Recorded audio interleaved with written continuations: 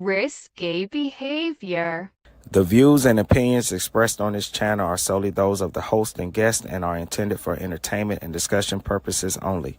This channel does not promote bias, hatred, or discrimination of any kind. All questions posed and thoughts shared are part of a critical thinking exercise and are not meant to offend or judge any individual or group. We encourage respectful dialogue and love for all.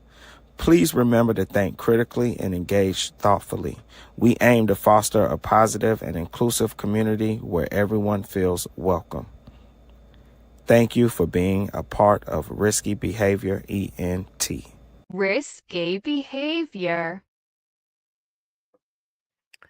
Yo, what's up? Welcome back. This is Risky Behavior ENT. I am in the building with my homie himself, the Prince of Petty, who is the king of all things petty.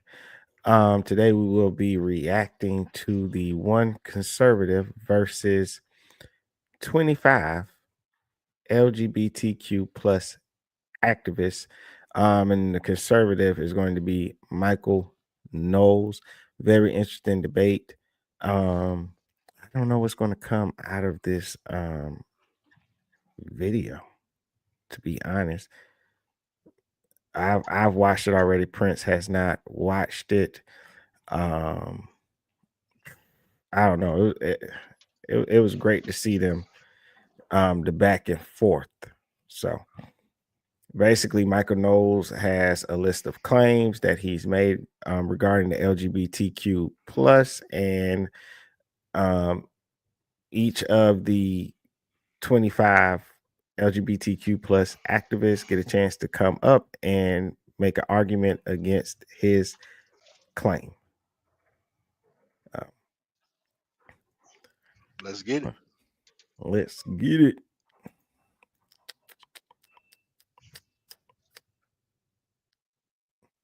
Let's see. Woo woo. Shout out to Jubilee. That's Jubilee.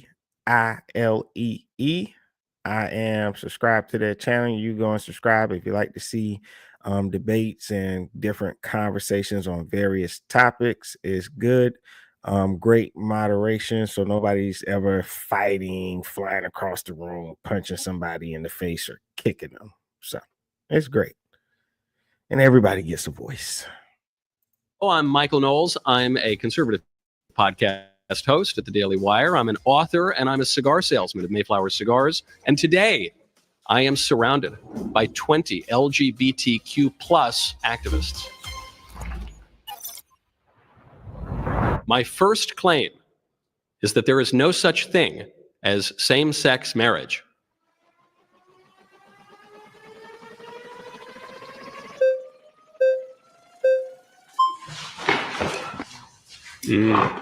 Wow. Nice to meet you. How Michael. are you, sir? Nice to see you. I'm doing well. So your claim, what's the underlying philosophy of your claim? Well, I guess the underlying historical part of my claim is that everyone for all of history everywhere until, and I'm being generous, 2001, agreed with my view that there's no such thing as same-sex marriage. So it seems to me that marriage intrinsically requires sexual difference. And furthermore, I think that any claim that marriage could be redefined to include same-sex marriage would render the term marriage incomprehensible. Would you say that this is based off of natural law and how Thomas Aquinas defines natural law? There's a good natural law argument for it, but I think it's based on more than that. It's more than that. Based on anthropology. But then would you say that marriage is a set of legal rights or is it a social rule? I think marriage is an institution. I think it's the fundamental political institution. I think, getting back to classical philosophy, of course, that man is fundamentally a social animal. So, I think at the bedrock of politics is the unit of the family. And, of course, intrinsic to the family is marriage. But all of those, especially with natural law, is just an assertion without evidence to back that claim. In that we see marriage over time in various cultures has been different things. In which cultures would you say you see same-sex marriage? I did not say same-sex marriage particularly, but the role of it when it comes to family, when it comes to the conditions. Because would you also say that if somebody is lawfully married, especially in the eyes of the church, they cannot be divorced and then married again? Well, I oppose divorce and remarriage, but I'm making a more modest claim than that. I'm just saying that at its core, marriage necessarily involves two different sexes. But how would you prove that? Because all of natural law is just this assertion. I can just as easily say the opposite, in that marriage is a set of legal rights. You keep bringing up natural law. I'm actually speaking even more basically. I love natural law, but I'm speaking even more basically than that. It seems to me that the only way that marriage could have a meaning is if it involves different sexes. But once again, you're defining that meaning. But marriage essentially is a set of rights conferred from two spouses when it comes to inheritance, when it comes to the rights of the children, when it comes to a number of about 1,100 federal and state rights. Okay, then what you're getting at is interesting and might help us move forward. How would you define marriage? I would say marriage is a legal contract between individuals when it comes to a set of property laws, when it comes to family law, when it comes to children, and many other rights that are conferred. And we do see that those rights have been conferred to members of the same sex. And so say that same-sex marriage does not exist is not true because we see it. Well, you say that marriage entails rights pertaining to children. Well, two men cannot create a child. But two neither can infertile create couples. And neither can, there are a number of couples that cannot have children. Sure. So infertility sometimes occurs, and that's and unfortunate. So does gay marriage. Also, I wanted to read off because he kept referencing natural law. Natural law is a philosophical theory that posits that there are inherent laws and moral principles found in nature and human reason that govern human behavior and can be discovered through rational thought. These laws are considered universal, unchanging, and not dependent on human-made laws or customs. Natural law often serves as a foundation for determining what is right or just, and it has been influential in shaping ideas of human rights, justice, and ethics. Thinkers like Aristotle, John Locke used natural law to argue that certain rights like life, liberty, and poverty and property are not granted by governments but are inherent to human nature. I appreciate that. I was wondering what that actually equated to. Thank you for that. Yeah, but I think that would work against the argument of what Michael Knowles is saying if he doesn't think that's natural. So maybe to him it wouldn't fall under natural law.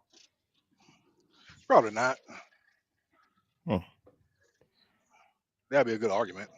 Well, no, yeah, it would. Cannot occur, I guess. But you're asserting that without proof. We see that it does happen in that no, the it word doesn't. that we mean marriage. You could legal rights. You could say that there's such a thing as a square ball. You could say that, but a square ball and neither can. There are a number of couples that cannot have children. Sure. So infertility sometimes occurs, and that's and unfortunate. So does gay marriage. Well, no, gay marriage cannot occur, I guess. But you're asserting that without proof. We see that it does happen in that no, the it word doesn't. that we mean marriage. You could legal rights. You could say that there's such a thing as a square ball. You could say that, but a square ball doesn't really exist. Would you agree that people have been lawfully wedded in the eyes of the government? And those two parties are members of the same sex. No, I'm saying that isn't possible. So laws can assert all sorts of crazy things. That without proof. Like the law could say that a black person isn't a human being, but that wouldn't be true. That wouldn't make it true. Once again, when we get into this Aristotelian view of the world, that's an assertion. Would you agree? You're bringing up Aristotle. I don't know. I'm not bringing up Aristotle. Well, would you say I like Aristotle. That Aristotle, Thomas Aquinas, in the traditional view of the magisterium of the Catholic Church, are a view that you use to base your worldview off of? I am Catholic, but marriage actually even predates the church. So I guess my view is your definition of marriage seems to get a little muddled. You say it's a legal arrangement of family, but to say that marriage is a legal arrangement pertaining to family is circular. Of course, it's a legal arrangement pertaining to family. I'm saying, what is it? When you say it's an arrangement that pertains to children, you say, well, of course, okay, now we're getting closer because only a man and a woman can produce a child in principle. Now, of course, some couples are infertile, but just because a human being, let's say, loses an arm, doesn't mean that human beings only have one arm or might have three arms. We're discussing what the component.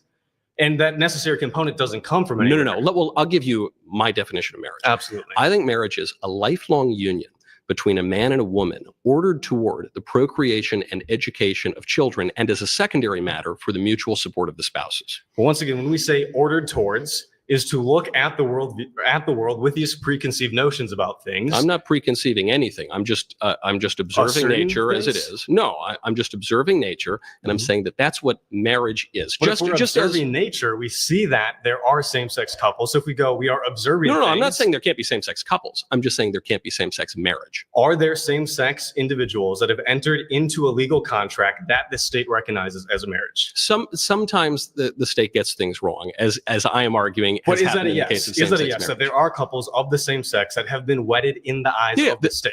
Since 2015, the U.S. government pretends that two men can be married to each other. But you're basing off of that nothing. You're basing that off of nothing. No, I'm basing it off of the Obergefell decision from the Supreme Court. They're pretending. They're acting as if two men can marry each other. According to you? No, according to the Supreme Court in the Obergefell decision. We keep using pretend as if things exist outside of the institutions that we make. I'm just saying the word has a meaning, and I gave you a very clear definition of what I think it means and what statistically everyone for all of human history everywhere has thought it means. And you've given me this kind of jumbled description that keeps contradicting itself. And that's my whole point, is I think it is not possible to define marriage. I have nothing against two fellas. According to who? Prove me wrong. Prove you wrong. Once again, are there couples in the U.S. that have entered into a covenant that society views as marriage? Well, some people in society view it as marriage, but many do not. But you aren't the ones conferring rights to society. Right, but I don't think that the government dictates reality. I think that if the government came out and passed a law and said that human beings are people with 3 heads and 17 arms and octopus tentacles, and so we decree the U.S. government, that wouldn't make it true. But who defines marriage? You've been voted out by the majority. Nice. A pleasure to meet you. Also, I wanted to say that when they referenced the Supreme Court in Obergefell decision, it was Obergefell versus Hodges 2015 Supreme Court decision. It's a landmark U.S. Supreme Court case decided on June 26, 2015. The court ruled in a 5-4 decision that same-sex couples have a constitutional right to marry under the 14th Amendment, specifically the due process and equal protection clauses. Key points: the case consolidated lawsuits from several states where same-sex couples were denied marriage licenses or legal recognition of their marriages. The second point is the majority opinion written by Justice Anthony Kennedy stated that the Constitution promises liberty to all within its reach, including the right to marry. Number 3, it struck down state bans on same-sex marriage and required all states to recognize same-sex marriages performed in other jurisdictions. I'm getting all kinds of knowledge today, man. I didn't know that. Yeah. I get what his point is. He's saying that, I guess what Michael Knowles is saying, the law can say something, can recognize something, but when he was bringing up natural law, I think he's saying naturally, traditionally, how marriage is has been thought about over centuries, has been about a man and a woman coming together for the purpose of procreation and bringing children into this world. And I get what he's saying. I'm not on either side of the fence when it comes to this one. I do think that times are going to change, and there are going to be people that have their beliefs that are not willing to move forward with the way things are changing. Right. But it doesn't change the fact that things are changing, that now people don't necessarily marry for the purpose of procreation. We moved past that point, and now people get married just because they want to. Some people marry. You have 2 people that I have people in my family that have no plans on having children, and yet instead they still want to be married. Now, to me, do I think it's pointless? Yes. But it don't necessarily make them wrong or make them not exist. Right, I agree with that. Yeah. Good job.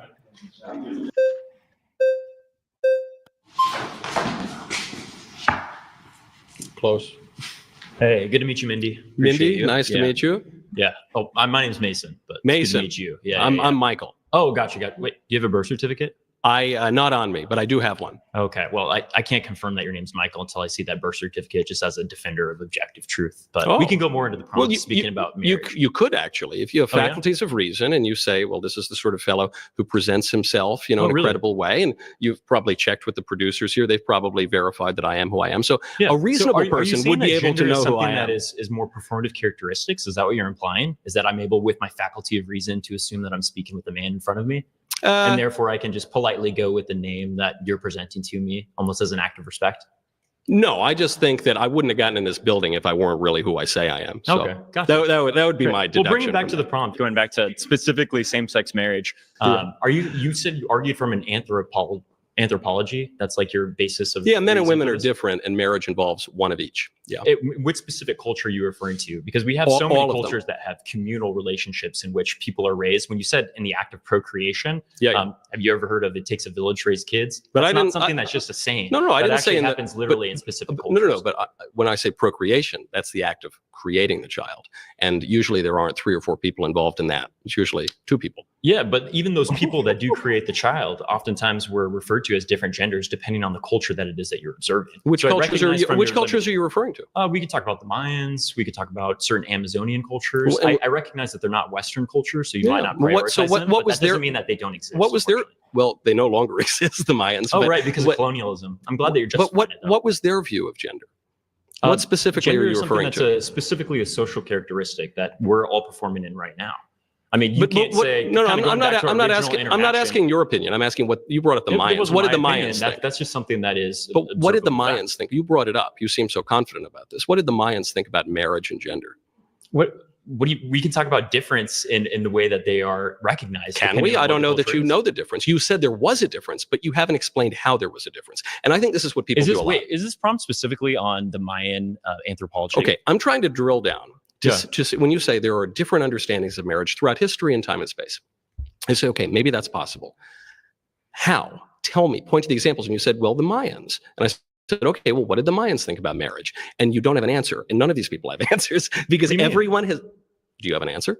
People can look up right now. If you're right near a Google... Yeah, exactly. Right. Michael's trying to hone me down on trivia night right now. No, I'm just right asking now, you to explain... We're trying to talk about specifically our examples. Anyway, I think he started off being like he was being a dick. Let's just be honest. But he brought up the Mayans. So anyway, this is what the computer says. The Mayans viewed marriage as a social, economic, and spiritual arrangement rather than purely romantic, which I think is where we've moved to in our times. People, like I said, people marry now. And it's not it doesn't have to be for procreation. People now use marriage just as, hey, I want a partner. I want to be with you. I love you. So it can be purely romantic in the times we're living in. Here are the key aspects of how marriage was understood and practiced in ancient Maya society. Purpose of marriage. Number one, purpose of marriage. Marriage was seen primarily as a way to form alliances between families, strengthen social status, and manage property or land. It played a key role in community structure and family lineage. Number two, arranged marriages. Most marriages were arranged by families or matchmakers, not based on love. Parents chose spouses based on social class, skills, family reputation, and economic benefit. Number three, age and roles. Girls typically married around 14 to 16 and boys around 18 to 20. Once married, roles were clear. Men were responsible for farming or trade, and women managed the household, weaving and raising children. 4, ceremonies and rituals. Marriage involved religious rituals led by priests with offerings to gods to bless the union. The ceremony symbolized the merging of 2 families, not just 2 individuals. And that might be something that's different nowadays. You find that people typically, I think it's people that still care about having family, but there's a lot more people now that don't see marrying somebody as marrying their family. They don't put too much thought into that. Not even, and there's a lot of things that go into knowing the family, right? Because that's what health history, things that you might pass down to children through the procreation. Number 5 is polygamy. Polygamy was allowed, especially among nobles or rulers who used it to build political alliances. Commoners usually practice monogamy due to economic limitations. Let's see. How did they view gender? Complementary roles. Men and women were seen as complementary, each playing essential roles in society. Man typically handled agriculture, politics, warfare, and trade. Women were responsible for household management, weaving, food preparation, and ritual duties, especially those tied to fertility and domestic deities. Spiritual balance. Mayan cosmology emphasized duality and balance. Male and female forces were both necessary for cosmic harmony. Many gods had male and female aspects, and some deities were even androgynous or gender fluid. And yeah, that's what's up. That's what's up. So you see a clear society that operates off what we would call gender roles, but held appreciation, saying that these two forces, different and having their own roles, need each other. Okay. Let's see. Shout out to Kevin. Marcus says, what up? We're saying BS, and he isn't even a BS artist. He's full of BS. Okay. Shout out to James. Merritt says, and he says, curious, who do you agree with? I agree with both. I agree with Michael Knowles, traditionally what marriage was, but I also agree that human beings change things. And as we move forward in time, gender roles are going to change. Things are going to change socially. You may be a person that doesn't like it, but I think it is what it is. I think if humans were the ones that created what marriage was seen as 1,000 years ago, they're the same humans that decided what marriage was 500 years ago. They're the same humans that decided what marriage was 100 years ago. And they're the same humans that decide what marriage is currently right now. And they will be the same humans that decide what marriage is 500 years from now and 1,000 years from now. So I don't think it's anything to disagree with. I think humans in society will continue to move along as they wish. But I get both people's points. Not the dude that's talking, he's being a dick. So I don't like him. But the guy he was talking to before had some good points. Yeah, I like the guy he was talking to previously. I'm asking you to explain the point that you brought up. And so what people usually do is they say, well, look, I'm sure that there were all different types of marriage. Say it again. I couldn't hear you, Prince. My bad.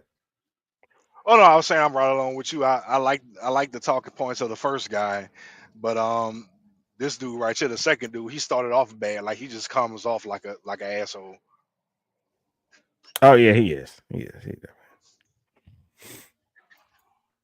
Marriage throughout history all over the world. And what I'm telling you is there actually hasn't been. So you're telling me that a Catholic priest are the people who created like a certain ceremony within the Mayan culture? Is that what you're telling me? I'm not telling you that. I'm telling you that if you want to listen, I'm happy to tell you exactly my I'm point. listening. Ears are open, Michael. Okay. I'm sorry, Mindy. For all of history, everywhere in the world, until roughly 2001 in the Netherlands, every single culture, every polity has believed that marriage is the union of a man and a woman ordered toward the procreation of children. And that's what it has always been. You're saying that's the specific objective of what marriage is? Because that's what thousands of years, marriage has been used for property transfer. That's what marriage is also. It's also used for the mutual support of the spouses, but it is in principle ordered toward the procreation of children. That's what distinguishes it from other kinds of relationships. Would you say that there's an aspect where love is important, specifically within this current culture? Would you say that you love your wife? I do, but now okay. Well, that always hasn't been the case, specifically when it comes to things like there are plenty of people today who don't love their wives. That's absolutely true. I suppose the difference, as I just mentioned, that love has not always been something that's recognized, and even in some couples we love people in relationships that are marital and in relationships that are not marital. We sometimes don't love our spouses. We sometimes don't love people who are not our spouses. I think the point of what this conversation, Michael, is we're seeing different motivations in which people actually get married. But I'm not asking about motivation. It doesn't have to be specifically for the procreation. It doesn't have to be specifically for property property transfer. And in some instances, it can just be the union of people who care about each other. Okay, and but the fixation and the obsession of same-sex couples. I care about just what's so weird, specifically when conservatives claim to be big, strong men, cigar salesmen that are out there presenting this certain image. It's weird how you're focusing more on gay people than oftentimes gay people focus on gay people. I'm not focusing on anything. I'm not the one who changed the definition of marriage. You came in here making the claim, hey, all of these marriages that I'm seeing are not legitimate. No, I'm saying they're not marriage. My feelings. No, because that's just not what marriage is. Like if you told me that there were such a thing as a square ball. Yeah, the ball that we're referring to is a yellow ball and a green ball. It doesn't mean that the ball is square. Now I think we're confusing our analogies. The reason one can't have a square ball is not because one has an animus against square balls. It's because it's in the nature of spheres and squares that one cannot simultaneously be both. The fear isn't seeing a gay marriage and saying, oh, boo, oh my God, I got scared. The fear is, oh my God, my rights are being taken away, or the institution of marriage is degraded, specifically because we're expanding it to people who also love each other. It's because even in principle, two fellas can't make a baby. That's the difference. As we mentioned, there are people that are infertile that you wouldn't say their marriage is any less legitimate, because they can't. In principle, their marriage is inclined toward the procreation of children. That's not true. Because we just talked about there were certain instances where marriage is used as a property transfer. It's not for procreation. But again, it's also used any of his marriages were illegitimate. I would because I'm a Catholic, but that's a separate issue. Gotcha. This is the issue. I love my buddy, right? I love my Aunt Gertrude. I love my cousins, but I'm not married to them. I have lived with roommates. I wasn't married to them. Many people have slept with people who are not their spouses. That doesn't mean they're married to them. Marriage has to have a definition that is different from all of these other kinds of relationships. And the only one that anyone throughout all of history until roughly 2001 in the Netherlands has ever come up with is that it's a union of a man and a woman inclined toward the procreation of children. And also it so happens that children are raised in a much better way from a man and a woman. This is a specific motivation that you continue to reiterate and parrot. That is just not true if you look at various examples. Good to meet you, Mindy. Good to. And I definitely I think people like the guy keeps pointing out. He's saying, "Well, it's used for transferring a property, all this thing, wealth," and that's what a lot of people say. I think what people are living out the point is it's a way to grow the society, and so it's not just why are they transferring property? Why are they combining families? Why are they doing this? If it's for the purpose of growing a society, then you know for a fact, just using common sense, that it would originally be between a man and a woman. The only reason people are able to bring up things like adoption and going to the sperm bank is because we're living in modern times. But if you rewind many years from now, you would not have that. And so if the society was just man with man and women with women, you don't see the growth the same way you would see between a man and a woman. And I think that's the point Michael Knowles is getting to. On the other side, we're not living in those times anymore. We can do things a different way, and that's what the other side is saying. So I don't know. Appreciate y'all being here. Feel free to thumbs up the video. I will most definitely appreciate it from the bottom of my heart. Good to meet you. What was his name? I didn't catch it. So what was his name? I didn't catch it. That was easy. You got it.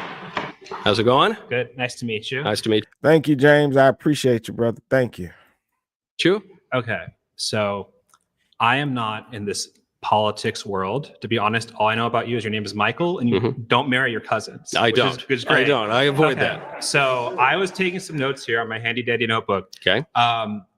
You're making a lot of appeals to things, appeal to nature, appeal to the dictionary, appeal to the past. Philosophy. Yeah. Anthropology. I feel like what you're ultimately appealing to is Michael's idea of marriage. And that's fine, right? But I'm appealing to everyone else's idea of marriage for all of history. Well, so here's the thing. Haven't there before, I don't get sidetracked here, but briefly to respond to that, weren't there other ideas in the past that were bad? Well, there are plenty of ideas in the past that have been bad and discarded. There are very few ideas that have existed everywhere for all of history and continue to exist today, albeit in a slightly different form, that are bad. So, right? but why am I supposed to care that people have believed something for a long time? Well, because often things that have endured forever everywhere do so because they work or they have some tethering to reality. But in this case, in terms of reality, I'm glad you mentioned the word reality, because in terms of reality, I'm gay married. Ooh, right? Like we live in a society where, if you look at polling data, society seems to be okay with gay marriage. And so if you personally don't want to get gay married, you don't have to. But shouldn't we? I mean, I'm thinking, like, what is the point of this conversation? Because you're not really married. You have a relationship with a man. I understand, but you're not really married. I understand that you think that, and that's fine. But we should structure, because what's the point of this conversation, right? Like, I was kind of falling asleep through all, like, the Plato and Socrates and I didn't bring it up. That was the other guy. That wasn't me. I know, and we'll agree on that. Okay, there's the agreement for the thumbnail. All right. But like, the point of this conversation, I can make it very practical for you. That we're deciding how we should conduct ourselves. Yes, right? I can make it very practical for you. Also, I want y'all to pay attention. The guy who he's talking to is very intelligent and has a unique conversation / debate style in which he makes his opponent think he's stupid.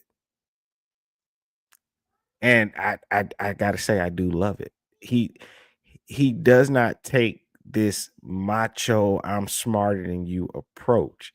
He actually utilizes listening and his notepad and writes things down and is able to put those things together. And you'll see that Michael Knowles is impressed when talking to him. You know, he stands his ground, but he's impressed. Children do very poorly when they are raised by two men or by two women. Relative My to men and women. understanding of the literature on this is that that's not true. What literature are you referring to?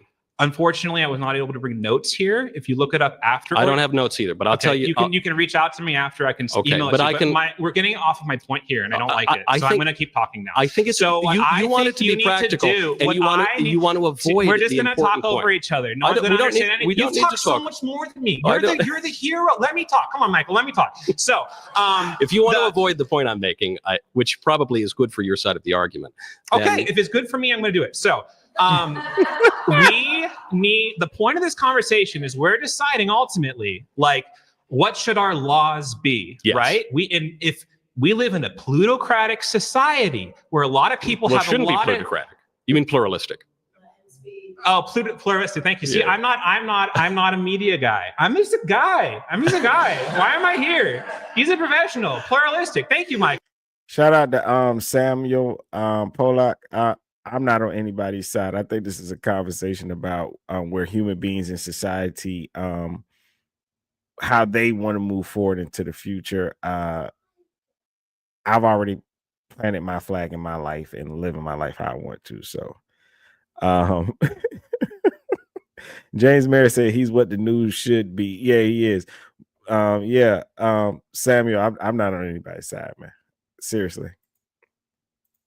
So we live in a pluralistic society, and we should have our laws allow people to live the way they want insofar as we're not impeding on other people's liberties or harming others, right? To my understanding, so what about the right of a kid to have his natural mother and father? Because when the rubber meets the road in gay marriage, it's not just two people living together. You could always do that. It's not two people doing those things you guys do, that you could always do that. It's the ability to adopt children, and in some cases, acquire children by going to the baby store and purchasing the eggs of one woman, renting the womb of another woman, and raising children, depriving them intentionally of their natural mothers. And that's very wrong. And that does infringe on the rights of kids. I understand that you believe he has a point with that. And all scientific literature, by the way. Yeah, you do have a point with that.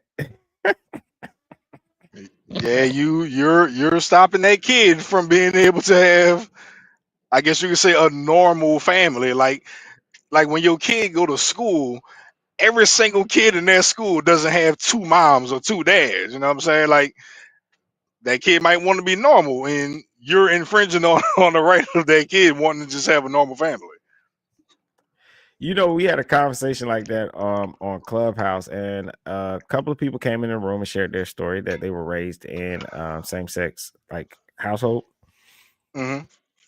And but they're not everybody is those it was just two people. Those two people did not express any like they felt like it harmed him in any way. As a matter of fact, the guy, I mean, he grew up, he's married, him and his wife have children, and he's happy, and I guess what what people would call successful. So yeah, I don't know. I don't know where you ended on that conversation. In one breath, people can say, well, hey, I don't want people who are gay to adopt children, but in the next breath, I mean, nobody else is adopting them. Somebody got to take care of them. I don't know if we have that's another good point. Yeah, in life, when you get to a point where you don't have a choice and something must be done, I don't know if we can complain about the answer. No, I agree. I don't. Some people bring it up even if you're talking about abortion. You can tell people don't get abortions, but then it's like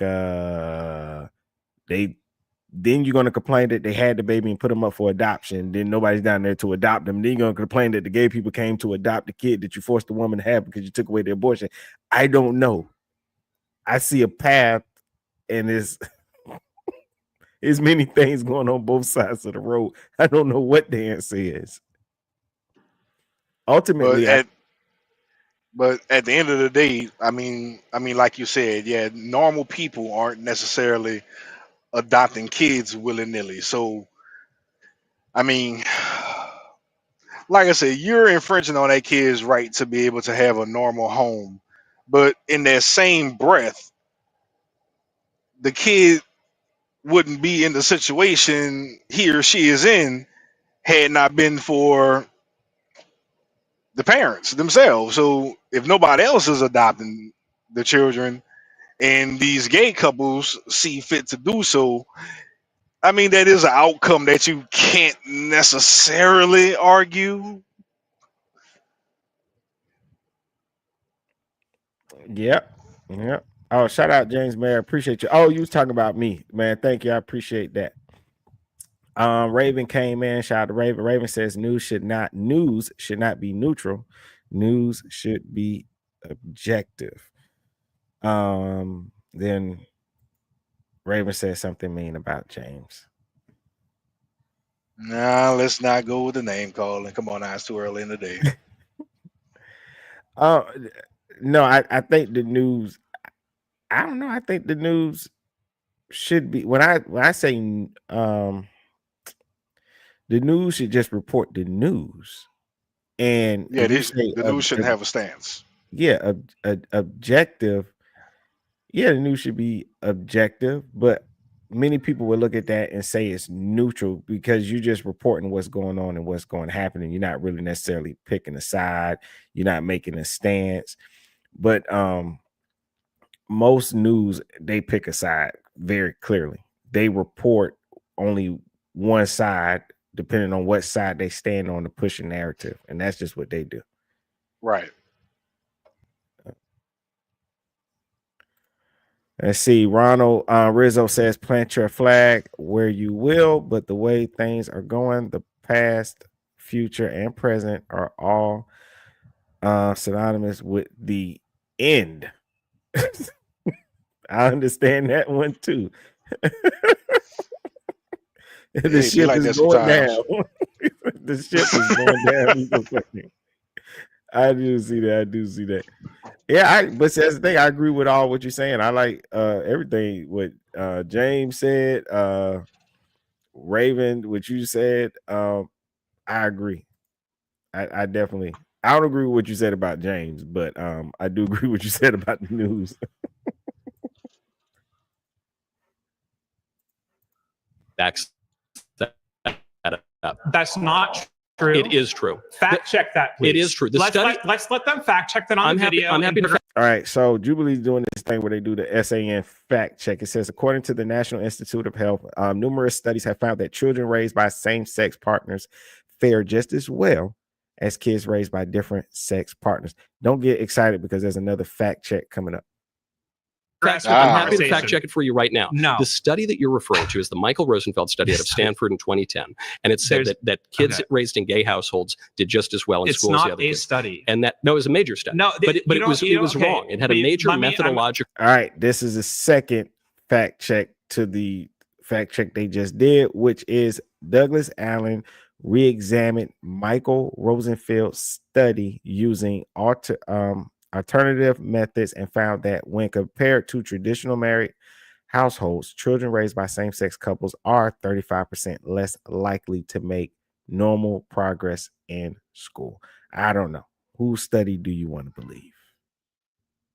The fact checks made this thing so much more fun. Error. I it's been corrected by multiple other studies. I would love to know that. Huh? No, I was just saying it is fun. The fact checks really do make it fun because if you got two studies that kind of not necessarily contradict each other, but two studies that don't necessarily agree. I mean, I can understand the second one that they put up because if you look at this modern day and age, if we're just being honest, children ain't shit. They're probably bullying, they're probably bullying other kids got same sex parents and junk like that. So, once they get to a certain point, they're probably not making as good a grades as a a kid that comes from a dual parent household, mother and father. I can see that. I can understand that personally. Yep. And then KRAR, shout out Bobby says, that's not correct. LOL. So one guy said the entire study is wrong. LOL. One study, then one guy saying he disagrees. That's what I'm saying. I don't know. Who do you believe? They're all studies. You got humans disagreeing with each other and then using other humans to back them up, but then other humans to tear each other down. I don't know. That's why I said, who could pick a side? Who could? Would you? Yes, in a sec. I think my point is the majority of people in society are okay with these things. And society's laws should reflect what the majority of people are okay with. The majority of people were okay with slavery for much of the 19th century. So should society's laws just reflect that? Wait, so now things that happen in the past are bad? Some things that happen in the past are bad. Some things are good. Okay. But some things are good. But the thing is, and some things that are happening now are very bad too. And they're contrary to reason. The problem is that slavery is bad. Gay marriage, gay adoption, things like that are not bad. They are bad. No. And gay marriage is non-existent and gay adoption is bad. But how am I gay married if it doesn't exist? You're not. I'm having an existential crisis after this. You're not. People have all. See me? Yeah. No, you guys see me? You exist, but gay marriage does not exist. Okay.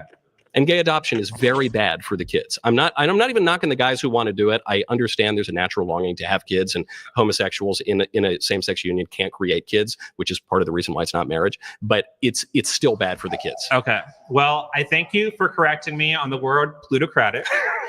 I otherwise completely disagree with everything you said. All right. Well, and I think most people do too, and that's why the laws don't reflect your opinions on this. Most people around the world agree with what I said. All right, guys. All right. That's it for this claim. Please return to your seat. Thank you. Thanks. Let's see. KRAR says, but a group of people that all agreed, aka the study. There's plenty of people that refute we live on a globe after endless science. And I do agree with, and I see that. And I think that's what the other, not Michael Knowles, but the other person that was just debating him was saying is that you could say this is the way people think, but clearly if laws change and we make room and we renovate our way of life to make room for other people, then clearly there must be people that feel this is important to change things to allow space for other people. And he has a point there. And Michael Knowles had a great point. I think the conversations is important because I think the answer always lies in the middle.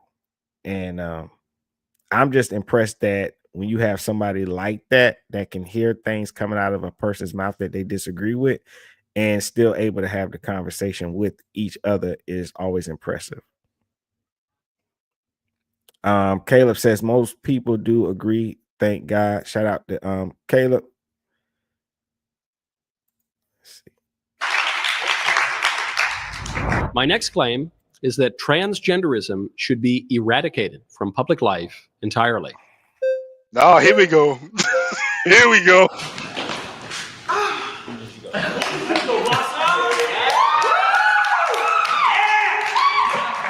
Hi. Hello. Blossom. She, her, hers powerhouse. Blossom Powerhouse. Lovely to meet you. Yes. Go ahead. I want to know your ideology around transgenderism, something that doesn't exist. It just sounds more like conservative propaganda. So I kind of want to know a little bit more about what you're trying to communicate. Okay. I think for all of history everywhere, people have understood the human person to have something to do with his body. So like your body has something to do with who you are. Now there is an alternative view, which is called Gnosticism. It's a view that our bodies don't really have anything to do with who we are, that the body is maybe even evil, and that our true selves have no connection to our bodies. And I see in the transgender ideology a kind of Gnosticism that says that you could look like a man, you could have a man's genetics, you could have a man's genitals, you could have a man's everything. But if you feel on some deep level that you're really a woman, then you are really a woman. And I don't think that's true. And I think that the social effects of that are really bad because it leads to the depriving women of their legitimate rights. In some cases, it leads to rapes, notably in the last few years. And it also leads to women losing their sports competitions and their scholarships, and it's just disordered and false. And it also leads to more people adopting this identity, which leads to very high rates of anxiety, depression, and suicide. So it's bad for everyone, and it's not grounded in reality. Oh, I don't even think you understand what you say sometimes. I don't think you even understand what you say, because when we talk about these rape cases of women in the restroom, they're coming from cis men like you. So let's be very clear. No, that's not true. In 2021, do not interrupt a black well, I'm just trying to correct you. Well, I would never interrupt a black woman. No, thank you. Don't interrupt a trans black woman. What? Trans woman. What?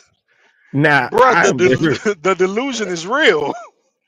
I'm aware of the black card. I didn't know there was a black transgender woman card. Apparently, there's a black trans card now. I'm flabbergasted too. But it is a great when you can tell a person's boundaries and things that hold them back. It is a great thing to do if you want to shut somebody down in a debate. Shout out to Daniel Greaves that says laws do not always reflect society's views. It reflects what leaders and people who have money push. And that is a great point as well. So I said earlier that the laws may show that people agree on this thing, but Daniel, you make a great point that that's not necessarily true what I said. Yeah. What you saying, Prince? Oh no, I was just saying this chick level of delusion is off the charts.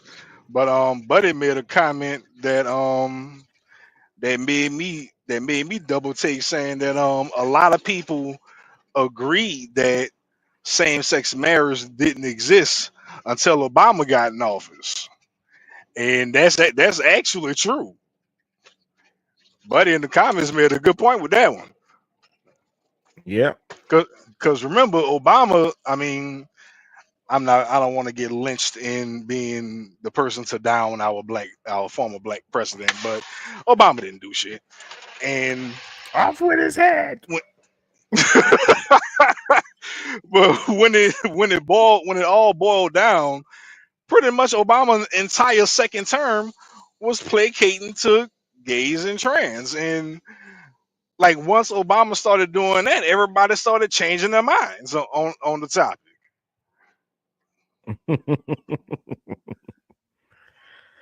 Oh man. Bro,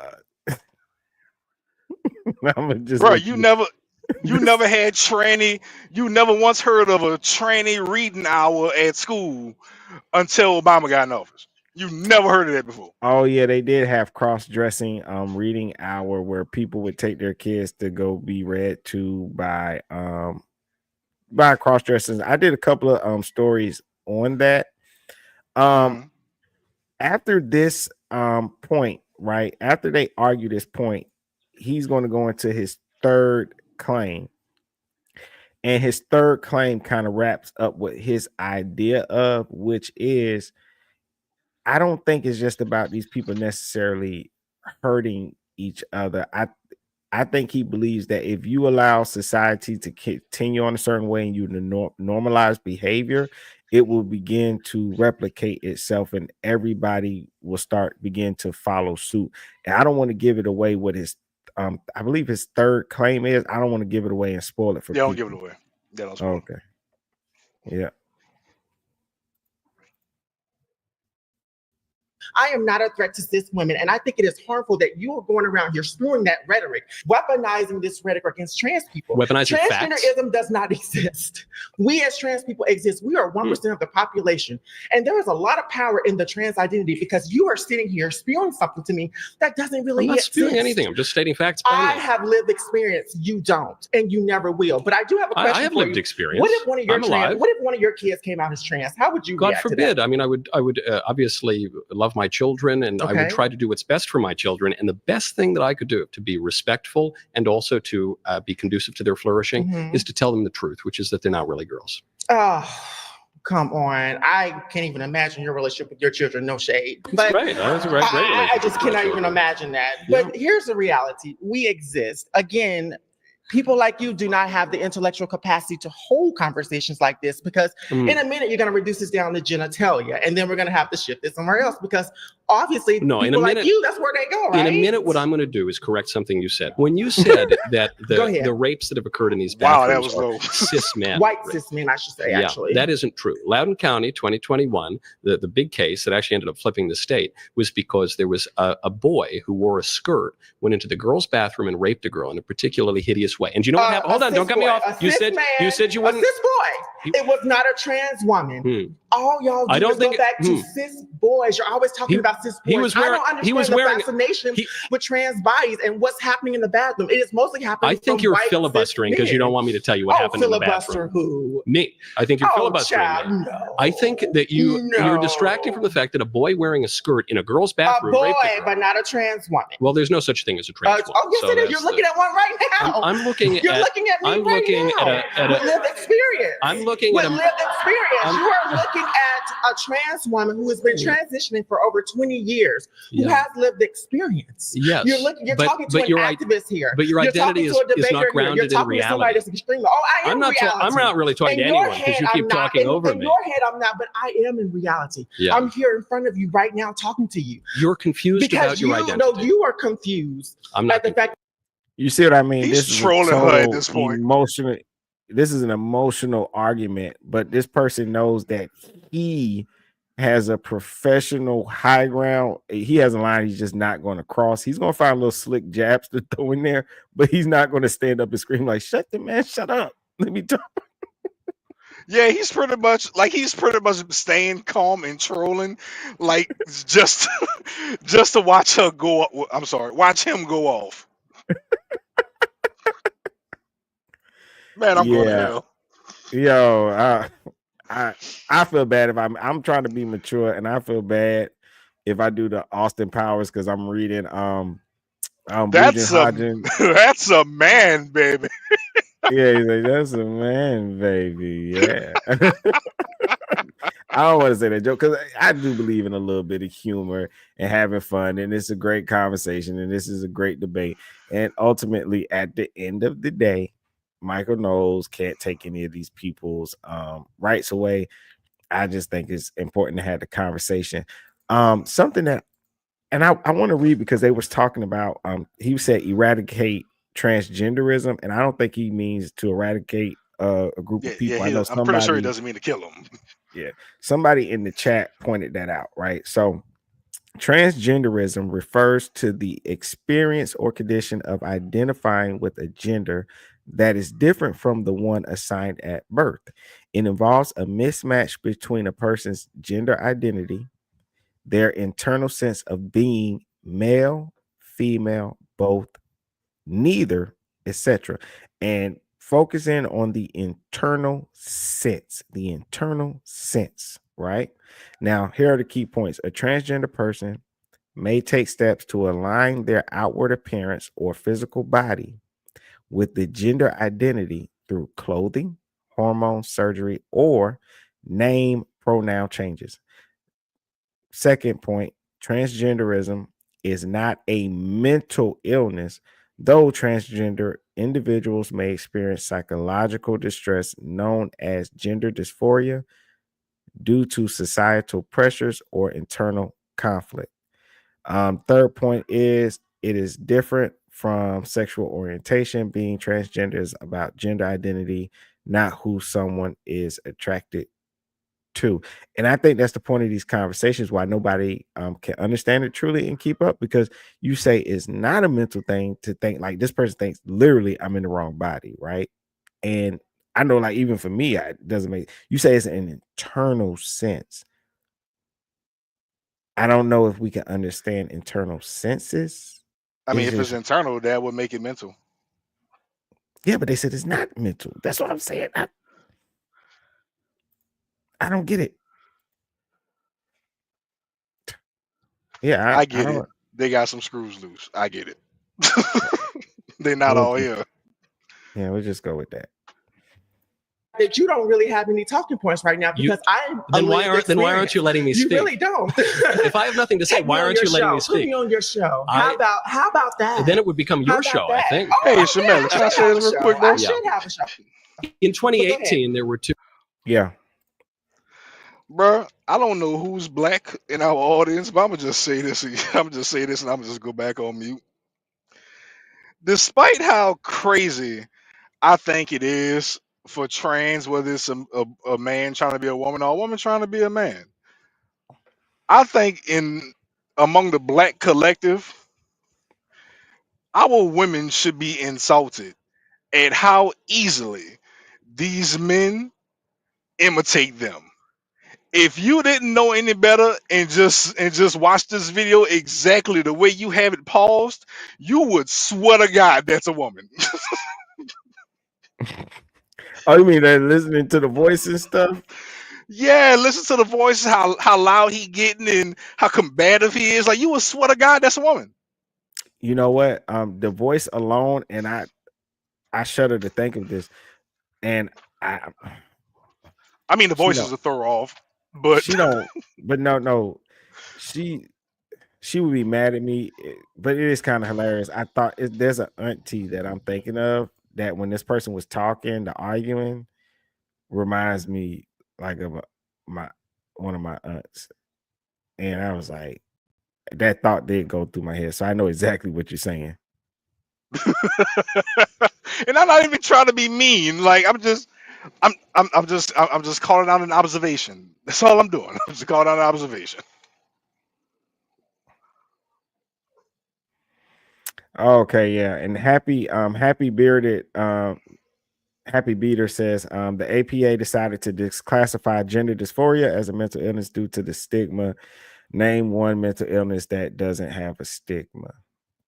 Yeah, but I don't know, how could you help people or even create understanding, because there's other mental illnesses that have always had a stigma, but through understanding we can get rid of that stigma. I think they're just putting a band-aid on. Yo, Bujahagen got me cracking up. The big guy with the blonde hair lost the argument already. Yeah, he did. Yo, let's see. I don't think it was deleted. Sometimes, Caleb, sometimes if you do a certain comment, YouTube won't show it in the thing, but it might flash across if you the top of the screen when I click on it. Yeah, if you put a certain word in the chat or something like that, or like if you're trying to, I guess, cuss a certain way, it doesn't show up. At least in the live feed. It might show up on our screen, but it might not show up in the live feed. Yeah, that's the AI, brother. It ain't us, nah. There ain't no deleting no video. You can say whatever the hell you want. If your screen goes black, that means YouTube shut us down, and that's happened to me a couple times before. All right. 2 rapes in bathrooms, and 1 in Wisconsin, 1 in Georgia. From men, Also cis because men, of the say it. transgender identity. But say it, cis men. If you're cis men. if you're going to describe a boy who wears a skirt and goes into a girl's bathroom as a cis man, no, I didn't. No, you are. This is the example that you run to. Past that, you have nothing. I've just given you 3 have examples. nothing. I've given you 3 You have examples in nothing. recent years. You don't. You've been that's struggling this entire news to time. me. Have I? Yeah, you have. I think the trans lady doth protest too much, methinks. Bye. Goodbye. Perhaps I'll see you on my show. Yes, invite me. Yeah. Get my email. Is that like some weird type of flirting that person is doing? Caleb says multiple personality disorder has so many similarities to gender dysphoria. One we treat to remove from the person, and one we affirm. Oh yeah, I see. Yeah, correct. Shout out to was it Charlize Mazda? Hello from Norway. Shout out to you. Thank you for coming through. Thank you for coming through all the way from Norway. Now that's exciting. Cross seas over here. Yeah. Let's see who's next to, and he think that this person is playing. This person really wanted to come on his show. Tell you to get my email address. How about that? Good job. That was not a good job at all. The dude couldn't even get a word in.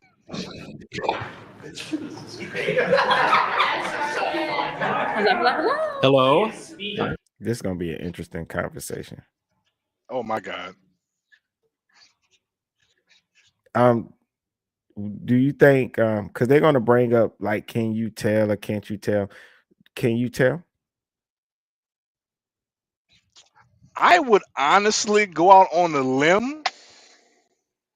I haven't heard this person talk. You saw this video. I've never seen this video. So all my reactions are genuine. I will go out on a limb and say that given the question about trans, that's a man.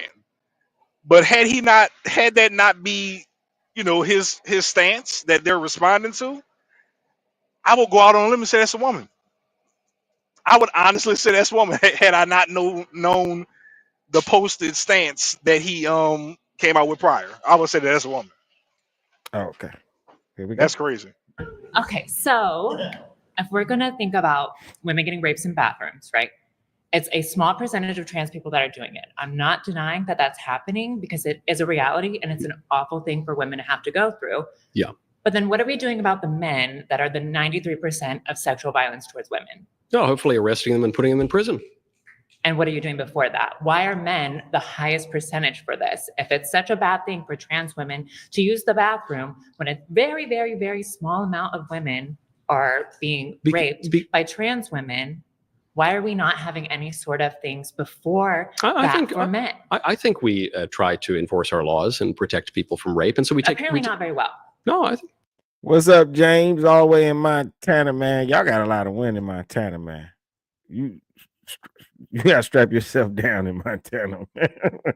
Relatively well. We have a relatively low rate of these kinds of violent crimes compared to other places in the world. But in one area, we're talking about men forcing themselves into women's bathrooms. This is one area where we don't need to allow them to do that. It's a needless risk. It's based on a false view of reality and claims of rights, so-called rights, from confused men that infringe on the legitimate rights of women, not just in bathrooms, but also in sports competitions, also in scholarships, also in just about anywhere else in society. So I think that we have the right to insist upon some kind of reality, because I think not only will that be better for women, not only will that be better for society broadly, but that especially will be better for the individuals who are confused about their gender identity. And how are you going to prevent trans women from using the female bathroom? How are you going to tell? What's the tea? There are some giveaways, contrary to what the trans activists and what are say. They? Men who identify as women, you can usually tell. And what are they?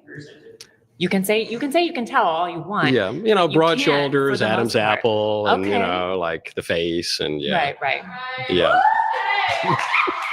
You can tell. You can usually tell. Usually. Not all the time, but usually. Okay, Yeah. okay. So if you can only usually tell, what are you going to do to prevent it? Well, look, a man who doesn't even identify as trans, a man who's just a nefarious fellow could sneak into a woman's bathroom. And so we have to enforce the law. 93%, Right, what are you doing about men? We should enforce the law against people who break it. And what are you doing before that? Like, why is it a continuous pattern for men? We teach people in class. You're not teaching them very well, apparently. I mean, we have Republican parties who are literally putting a president who is a felon who has sexually assaulted people. What does that say to men? Yeah, no one really buys that. I bought it. No one really buys that. No one seriously thinks that Donald Trump is a rapist. I know we pretend because the Democrats were trying to prosecute him 4 different ways and kicking him off. If rape is such a bad thing, why don't you believe women when they say it's happening?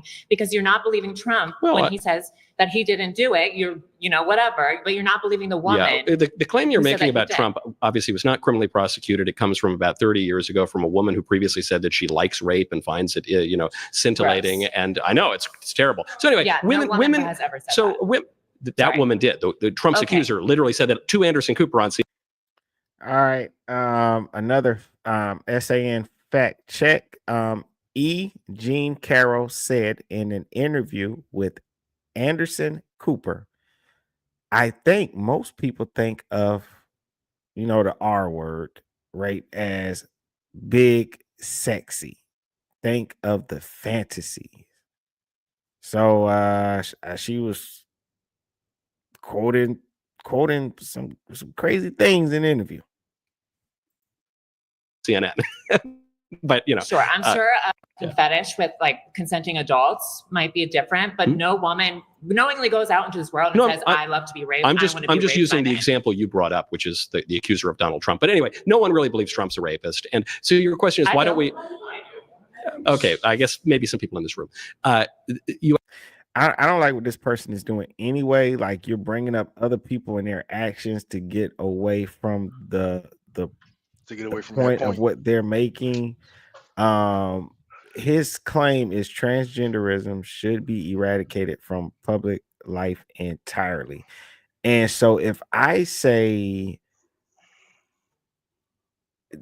that I want this thing gone, you can't argue against that point by saying, well, what about flies? Ain't they annoying at picnics? Why don't we eradicate them? It's like, we're not talking about flies at picnics and how much you got to swat.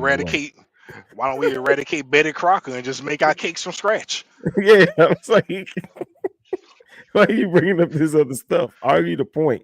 And where I paused it, look at this emotional anger on this person's face. Now, it could be the surgery keeping it that way, right? But it looks like anger to me. You ain't shit. I'm not. I throw jokes in there when I'm uncomfortable. Man, that shit hard as a bug.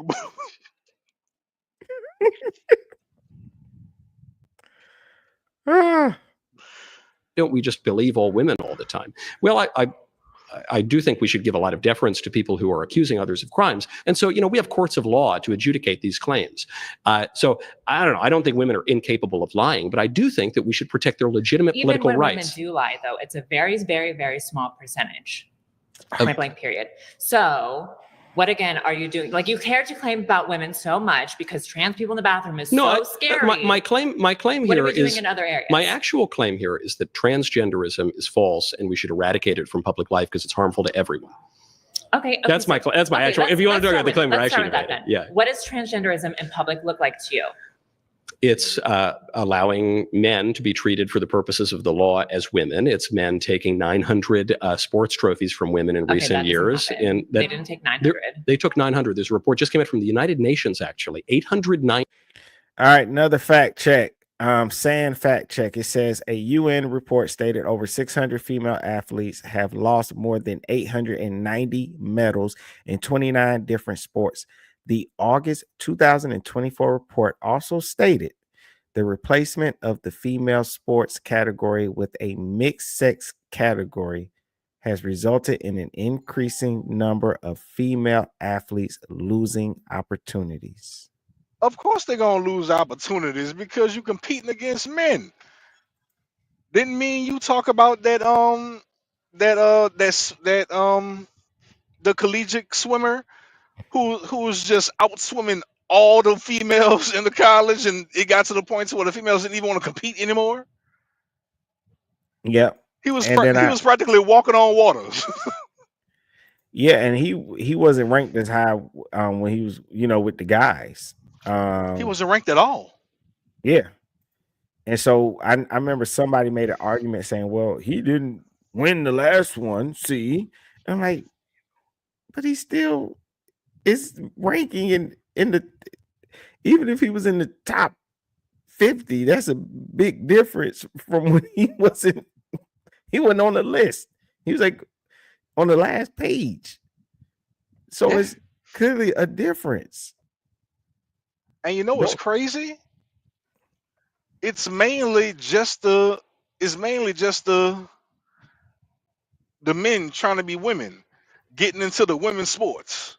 You don't see women pretending to be men or cosplaying as men trying to play in the NFL, trying to play in the NBA, trying to play hockey. Like, they will be bodied and they know it.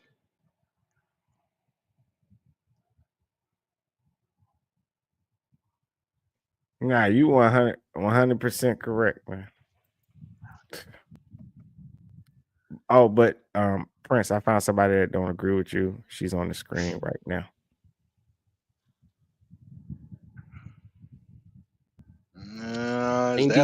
Trophies. That's a chick. Yeah, I think so. Yeah, I don't see no animals there, but I think that's actually a chick. Medals across 600 women who were competitors across 29 different sports and 400 competitions. That came out like yesterday. And they deserved them. It didn't happen, and they deserve them. Okay, that is the logic I hear from the pro-trans crowd. Yeah. Thank you. They do deserve them because I'm sure they followed the specifications for the sport, and that's why they're there in the first place.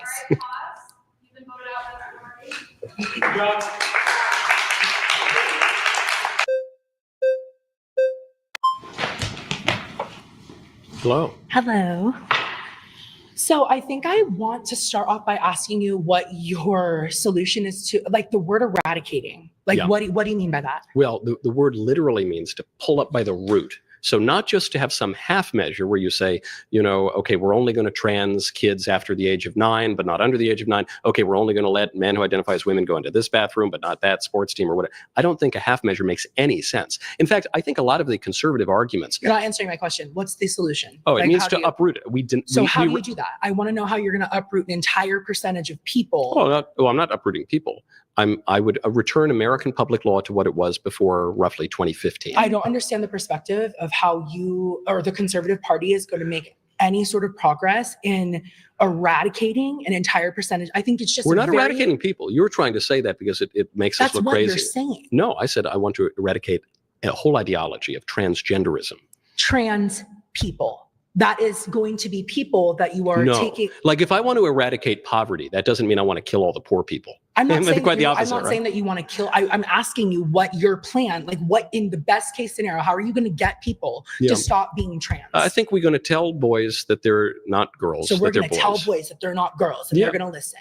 Yeah, basically. Really? Yeah, that's what we've done for most of history. That happened to me, and I can promise you to God that I didn't listen. Yeah, well, because we live at a time that is affirming the transgender delusion. But if we lived at a more sensible time, probably you would have listened, and you might have had some. And I think we should just return to a more sensible kind of politics. But what is yours? You're not giving a solution on how you would even be capable of doing something. I think I am. I think we kick the fellas out of the boys' bathroom. We kick the transgender teaching out of schools. How are you going to do that? We just enforce the law as it was before 2015. There was a law prohibiting trans women to go into the women's bathroom or trans men going into the men's bathroom. Yeah, it's there in the term women's bathroom. That's a law. That's why men can't go in. That's a law. Yeah.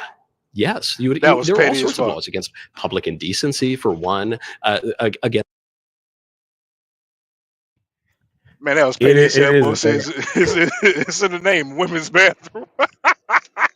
It is. I seen a guy try to act like he walked in the wrong bathroom. This was an actual guy though. He wasn't trying to be trans or anything or nothing. He just tried to act like, oh, my bad, I walked in the wrong bathroom, and they were on him quick as hell.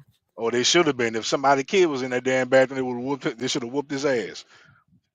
Yeah, then calling the police and everything watching him. So yeah, it is laws for that. And I think it's kind of unfair to ask what's like, nobody would have a total solution, because if they don't want to classify it as a mental illness, then and you just affirm it all the time. I mean, you would have to go back to telling people the truth, I guess, in order to even get to that point to come up with a solution. Right. And the truth is, you are a boy, Damon. I mean, you gotta really get back to telling people that they are what they are. I mean, I think people can do what they want to do. I don't understand why everybody else has to play along, and that's the part that bothers me, is that if you say something that is true, it's so offensive, and it just ruins having the honest conversation of, you know, I can get how you feel, but you don't get to just ignore all of reality. Yeah, I I don't know agree. why that has to 'Cause be. I don't know why that has to be a hateful thing to say. yeah, because these cats on here are emotional. Oh yeah, this person's gonna quit. Watch. Against Oh, that should be men funny. going into women's sports leagues, or all sorts of regulations against that, or at least there were until recently. We did not have established in public life transgenderism until very, very recently. That's not true.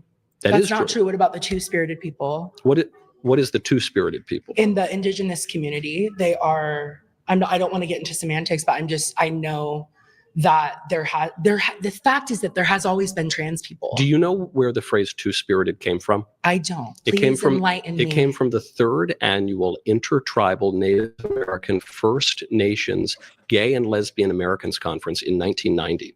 And the woman who coined that term, I just don't think that that's true. It's true. The woman who coined that term admitted. So the person brings up something they don't know about. The other person says, well, I know, I'll educate you. And they go, well, I don't think that's true.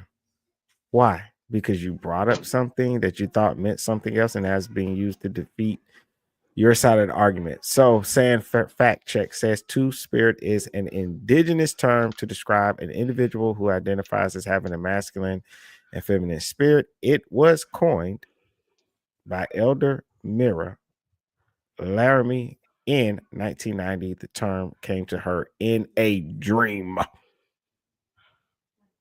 I don't know.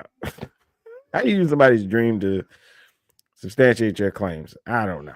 Hold on. Yeah, that's a new one. Let me just finish my point on this. The woman who coined that term, Maya Laramie, admitted somewhat recently that the term two-spirit came to her in a dream in 1990. Now, the Ojibwe Nation actually has translated this term. It's the Niche Mani Duwag, but they translated it from the English in 1990. How you're capable of eradicating an entire percentage of people by setting laws, because people are I think you're choosing not to hear what I'm saying, because I'm saying we don't want to eradicate any people. We want to eradicate but the other word is transgenderism, which is an ideology, not a group of people. I am a transgender person. You can't just you are skip a over confused that person, but I'm you're not, babe. I'm so secure in myself, and there's other women in this room that are also trans, have been trans for 20 plus years, 7 years, babe, that know exactly what they're doing. You're confused because it's not possible for a man to become a woman. Looking at somebody without knowing their bodily autonomy, knowing anything that's going on with their medical history, anything. Because I know you know nothing I know about the me. basics of human nature. You know nothing about me. I know that you're human, and I know a little bit about human nature, and I know that a boy can't become a girl. So that's what I know. Does anybody want to take? Now this person quit. Why did they get confused when he said, I know you're human? They don't even identify as human anymore. Oh my God. That's what happens when you've all but lost the argument. That's what happens. Who said, somebody put in the chat, gender neutral bathrooms, which is like a lot of places doing. I remember working for Starbucks. That's one thing they did. They just made the bathrooms gender neutral, knock on the door before you go in, lock it behind you. Like, we ain't finna fight about this. When you could just make a bathroom gender neutral and you knock before you enter the bathroom. There ain't even no reason to fight and argue about that. You know.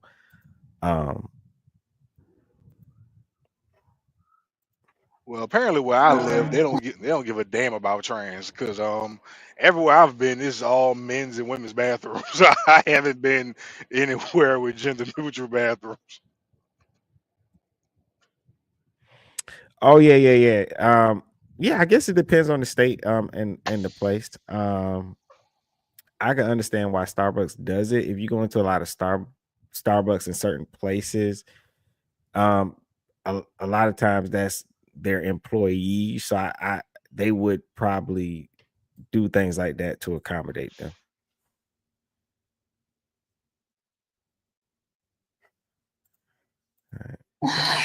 You're tapping out. Thank you. Yeah.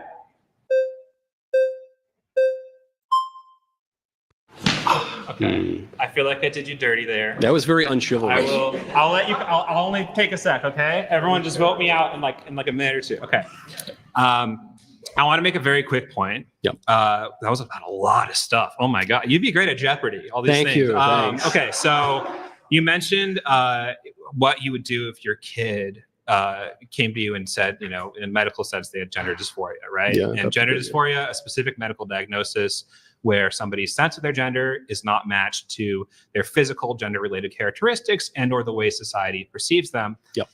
In a world where gender-affirming care is allowed, as a parent, you still have the right to not have your kid go through that care, right? In some places. In some places you don't. I'm saying fact check. I'm going to read it out because I don't know how it pulls up for most people on portrait mode, but it says, according to NIH, parental or caregiver consent is necessary for a minor to receive transgender care. Why is it that every major medical association supports access to this care? That isn't true. Sweden, Finland, and the UK all just banned the cross-sex or the puberty blockers for children because there was the CAS review of the. Another saying fact check is the UK banned puberty blockers in December 2024. Finland prioritizes psychological treatment, but does allow them in certain circumstances. Sweden also prohibits treatment, but has exceptions for research settings. Transgender You studies. walked into my trap, Michael. Okay. I learned about the CAS review. The CAS review was done by Dr. Hilary Cass, a pediatrician, on behalf of the NHS. Yep. They did not find any evidence of harm, and they did not recommend a ban, and a ban did not. That's another fact check. The CAS review stated the rationale for early puberty suppression remains unclear, with weak evidence regarding the impact on gender dysphoria, mental or psychological health. Everything they stated was internal. And what Michael Knowles is pointing out is physical things that may result of that, like being made unable to procreate, what they call being sterile. Happen. All they did was A ban on what? A ban on what? Puberty blockers. On puberty blockers. All they did was limit access to research settings. France did a similar national review. They found the opposite thing. So here's the problem. So the UK did ban it. That's something you said. No, they restricted it. Have you ever seen? What's the difference? Guns are restricted. They're not banned. There you go. That's the difference. So, have you ever watched a toothpaste commercial, Michael? This is my line I prepared. I want to say, okay. Be my guest. Yes. You know when they say 9 out of 10 dentists recommend this toothpaste? Yeah. I feel like what you guys do is you point to the 10th dentist. Who's you guys? The people who are conservatives and advocate your position. Yeah. They say, look at the 10th dentist. They're a dentist, and they think the toothpaste is terrible. What about the other 9 dentists? Why is there a global medical consensus? There isn't a global medical consensus. Yes, there is. Okay, GLAAD, Gay and Lesbian Alliance Against Defamation. I bet you didn't know that acronym. I did not. Google GLAAD medical associations. They have a page where all of this is just links to like 30-something medical associations. But you're suggesting that the review by the NHS of the puberty blockers is the 10th dentist, and it's not. And furthermore, even the New York Times, which I don't read. I don't like the New York Times. New York Times? Okay. Hold on. Let me just make this point. The New York Times came out very recently in 2022. The puberty blockers, contrary to what we've been told, are not, in fact, often reversible. That is one of the reasons why you're seeing major restrictions, if you like to call it that, moving toward full bans in multiple countries is because it causes all sorts of problems for kids long term. Have you ever met a kid with asthma? Yes. So a kid with asthma might be prescribed. I'm sorry, I'm blanking here. This is hard. This is hard. Yes, thank you. It's a steroid, right? Yeah. Steroids can have side effects. Doctors monitor for side effects. Yes. So puberty blockers can have side effects. Doctors monitor for side effects. The problem is that asthma responds to a real medical condition where you have trouble breathing. Gender dysphoria is in the DSM. It's okay. All right, you're out. Thank you. A pleasure. Nice round two. Yes, there we are. Yes, thank you. I'm happy to continue this if you want. Happily, yeah. All right, I added 5 more minutes. Oh, wow, you guys, thank you. Wow. Hello. Hi, I'm Lex. Lex, nice to meet you. I'm Michael. I want to talk about the term eradication. Okay. Eradicating trans identities, sure. Trans people is really what you're referring to. It's not what I'm referring to. Sure. So I want to chat about where we've also seen that before. Can you guess? Where? I'm going to guess you're going to say something about Hitler. Do you want to know the first book burning that the Nazi Party did? Please, yes. It was the Library of Queer and Trans History. It's outrageous. I heard Martin Luther burn Thomas Aquinas' books, which bothers me even more. It's so funny you want to bring up Martin Luther right now, but that's a whole nother conversation. My point Plato is, advocated book burning. fascism as a whole really loves to hone in on small portions of society. And right now, I'm sorry, I'm going to outright call you a fascist. Oh, no. And say that what you're heaven saying forfend. is hate speech. What you're calling for is an eradication of an entire. Is that like their go-to word? Yes, it's definitely their go-to. They have nothing else to fall back on at this point. Like he's been eviscerating them in these discussions. It's kind of like it's kind of like don't forget the pepper spray on your keychain when they throw that out. Don't forget the pepper spray on your keychain. And I don't think people realize is that when you overuse a word like that, it kind of takes away from the power of it. It really does. It gets to a point where you're just not offended. Just like, all right, whatever. I saw that word coming from a mile away. Yeah.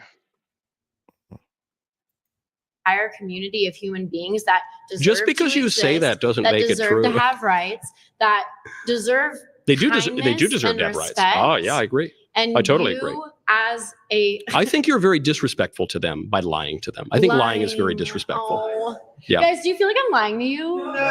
Okay. Just want to make sure. But you are. I guess you know what, you might not be lying in that you might be confused yourself, and lying is an intentional is telling an intentional untruth. So I also want to talk about when we're talking about puberty blockers and these long-term effects that actually haven't been studied. There are genuinely no long-term studies on puberty blockers that have been repeated enough to be accepted by the American Academy of Pediatrics. I grant that it's hard to find data on by these the things, American Academy of clinical endocrinologists who are the clinical experts. But the data that we do have persuaded even people who formerly advocated puberty blockers to recognize that they are not totally reversible. But they haven't, because I don't understand that part. Why would you bet everything on something that you admit to yourself and say there's no long-term, they don't have any long-term studies, they don't have any answers. So it's just, hey, we'll just give this to everybody. I mean, we don't know the long-term effects of it, but here, why would you even fight to argue to support something like that? And I would just think as a human, that would scare me to think that I grow up thinking that, everybody goes through puberty. It's something that is natural. So if it's something that our bodies naturally do, you go through puberty, I would freaking worry if we stop people from going through it, if our bodies naturally do it. I feel like any parent that does that to their children, they need to lose their children. Doing that at such a young age is damaging. And I don't even care what they say. I would take their advice because they say that we need to listen to them. We don't understand their experience. They got a very famous trans woman who was on the puberty blockers. I cannot remember their name. If I remember after we done with this video, I'm gonna look it up. But they were saying how they was on the puberty blockers. So even like later on, when they wanted to complete their surgery because they was on the puberty blockers, they didn't have enough private area to use make the vagina. Oh wow! They so were underdeveloped. It stunts the growth too. Yes, it didn't grow. Oh wow! Exactly, and so you would, later on something happens. They change their mind. They grow out of it, and they got the baby thing.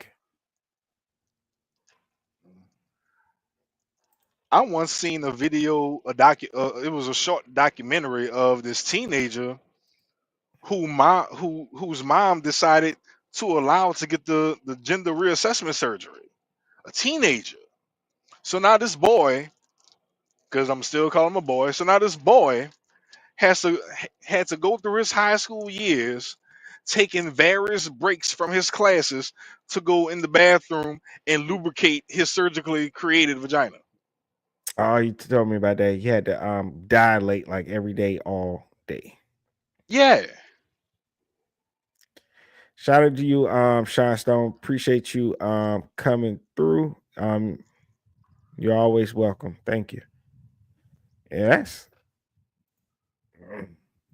Yeah, that's sad. The kid to have to go through that because it is a womb, so it's gonna close up and heal.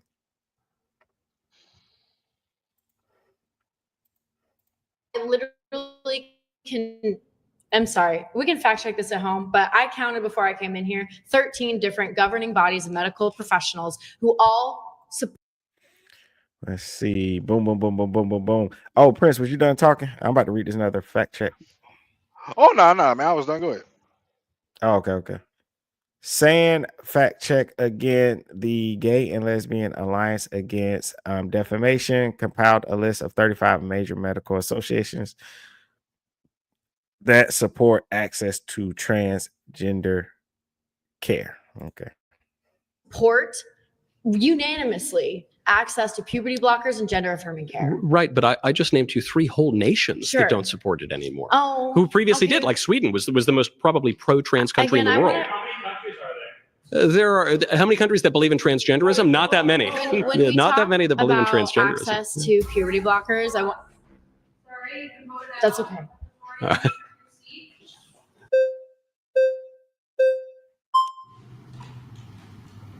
All on your own. You got it. Thank you. Whoa, look at all the support coming from India. I really appreciate it. I just find it interesting how usually this is Matt Walsh stick from y'all's place, and it seems like you're trying to leech on it from a lot of the media attention that you got from the transgenderism should be eradicated. Do you want to talk a little bit more about why a woman should be doing that instead of a man like Matt Walsh? People don't usually confuse me for Matt Walsh. They usually confuse me for Rachel Maddow. But she didn't come here. You present very feminine, which is why I feel like it's weird that you keep calling yourself like he or this term Michael. Well, I still have yet to see a birth certificate. I'm glad that you recognize that there are stereotypical behaviors of men and women, and that they maybe ought to behave in those ways. That's what a social role is. It's performative characteristics. So it looks like we're agreeing. I don't. What I don't agree with though is that you're saying again these specific. Biological essentialism, which you cannot prove right now. I wouldn't call myself a biological essentialist. You said things like chromosomes, genitals are the only things that can determine what people can. I've never said that. When did I say that? What do you mean? We can rewind the prompts. You guys can go back in the please video. Do. Good luck. Good luck doing that. What have you said then? I agree with you that there is a social and performed aspects to gender. In fact, I agree that there is a distinction to be had between Judith sex Butler's and gender. disciple. Judith Butler goes a little wrong. I guess my point is that pro-trans people say that when you are a man, your body is that of a man, but you desire to behave in a way that is not like a man, that you should do that. And then actually you should change your body often to be more like the opposite sex. And I guess my argument is, well, that's not something that's advocated for people who all experience gender dysphoria. There are certain instances where the medical community will say that this does improve people's quality of life. You don't think that puberty blockers and cross-sex hormones and surgeries are advocated for? Let's stop doing this. Well, I'm glad you know my name. I've never said that. Oh, you did just say that. I am being respectful this time. Well, that's good. Because I want to, just respect it and show that it's not something that has to be proven on a piece of paper, the way that we engage as a dialogue. And I think the one thing you need to remember, and shout out to Andrew. Andrew said the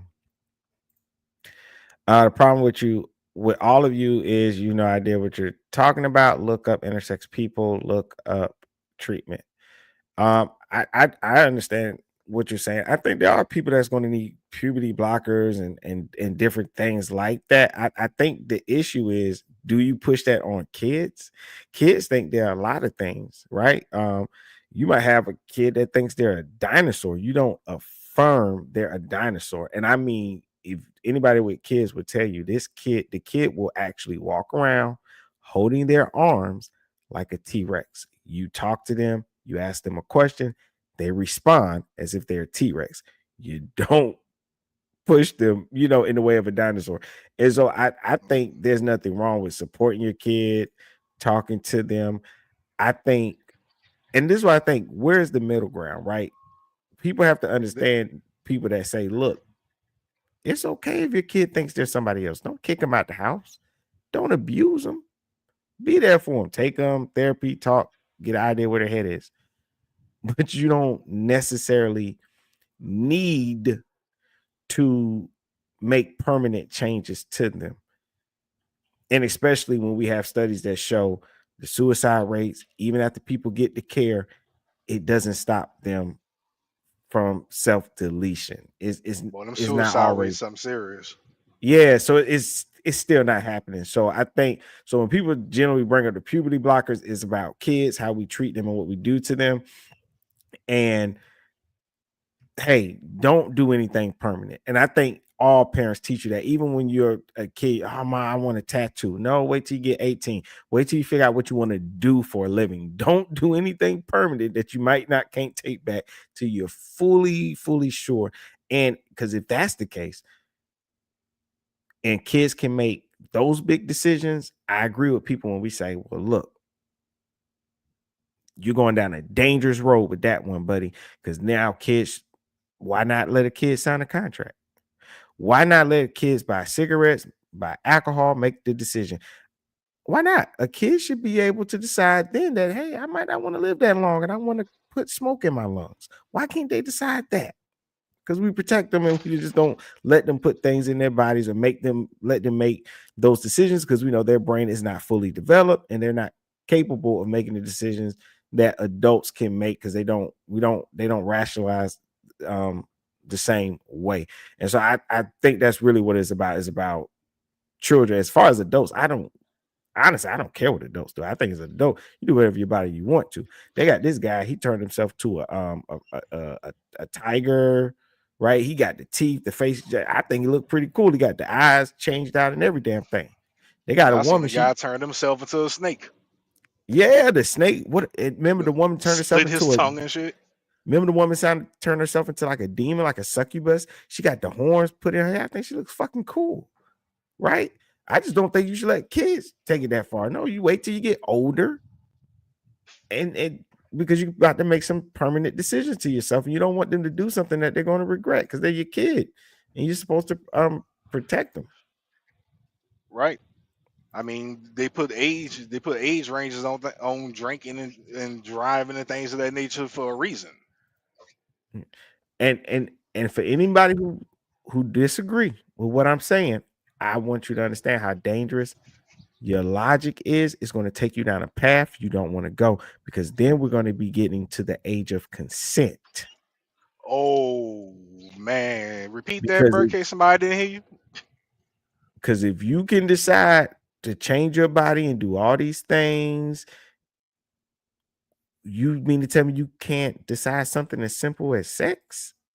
So I think we need to watch the logic, because the logic, you keep going down a path and you're not going to like where it takes you.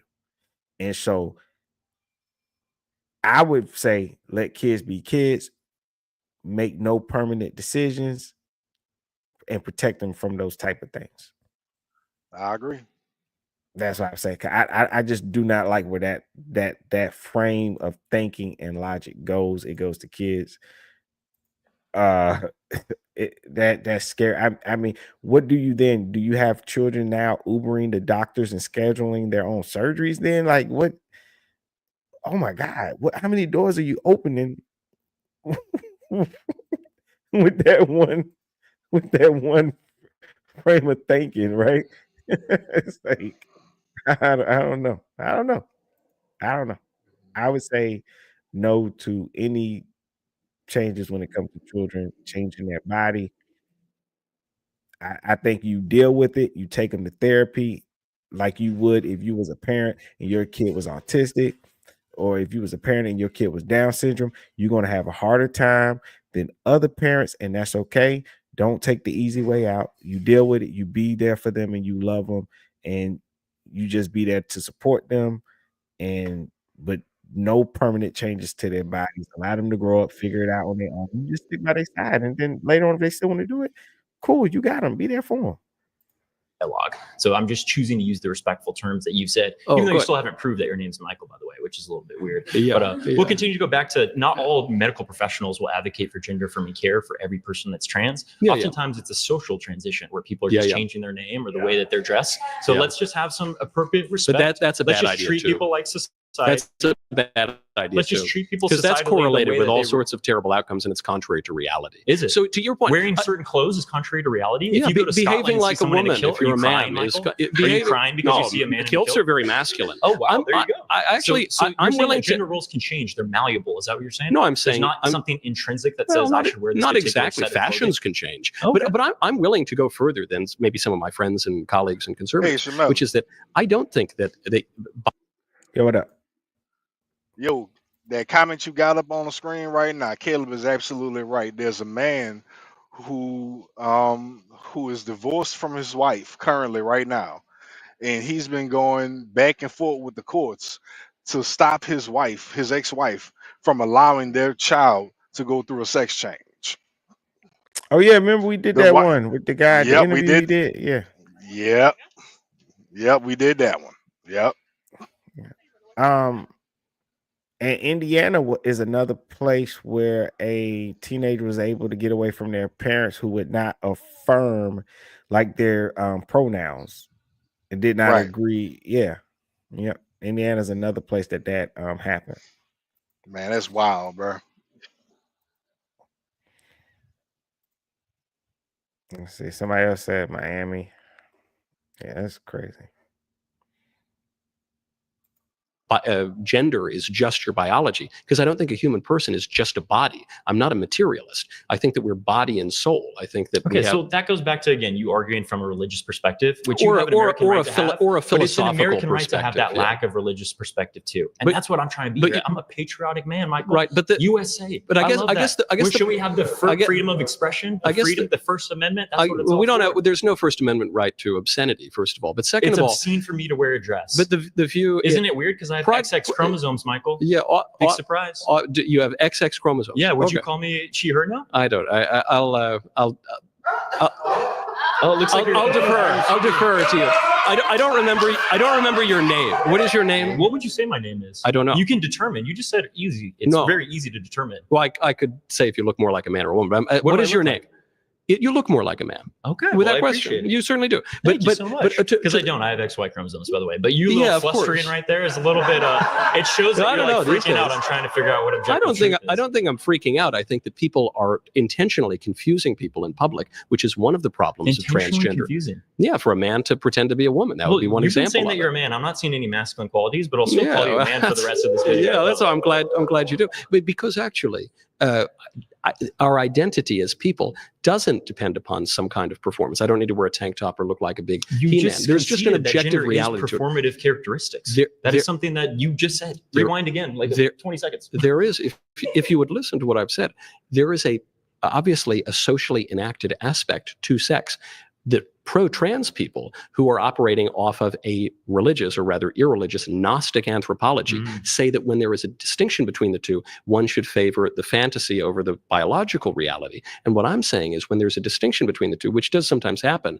then if you're a fella, you should just act like a man. Yeah, and you acting like a man, again, is going to change depending on what the cultural context it is that you're residing in. Yeah, not all that As much. you just said. Not all you that just much. said, if I wore, We're not seahorses. I'm never going to give birth. You'd be like, you know? yo, that's a little bit weird. But just because I have a plaid pattern on it, you're going to say it's masculine to wear a kilt. That's something that the Scots are pretty. The Scots are pretty masculine. Yeah, it's fashions malleable change. on the culture Fashions change, but human nature and does that's something that you just can't change, Michael. But I appreciate it. He gets on my nerves. Like, I don't even know why he come up there. He's all he does is throw insults at like little witty stuff. Trying to, it's like, come on, dude. Yeah, he comes off like a prick. Yeah, that's the perfect word, prick. I haven't gotten to use that word in a while. Prick. Hey, dude. Prick. Add that back to the vernacular. Or jerk. Remember people just jerk? Oh, you jerk. Jerk off. Jerking around.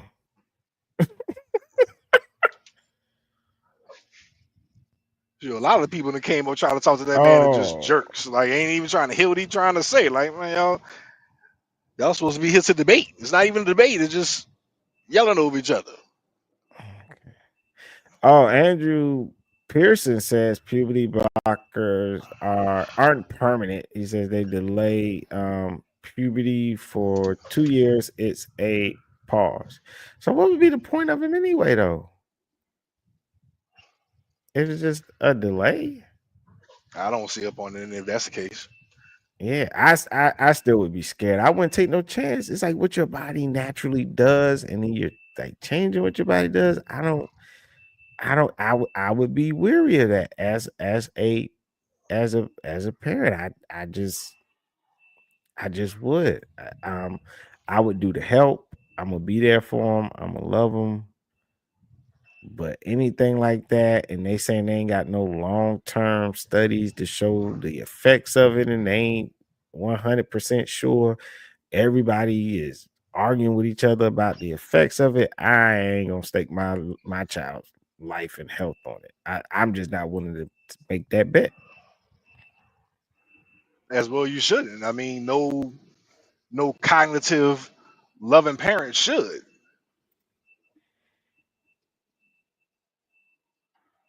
Yeah, that's crazy. Ricky says we send kids to war and die before they can even legally drink. Yeah, that's crazy. Andrew says, answer me this. Do you actually know the process for puberty blockers? No, I don't know the actual process. I've listened to people talk about it. I guess I somewhat understand them. To me, it still sounds scary, so I just would never support it at all.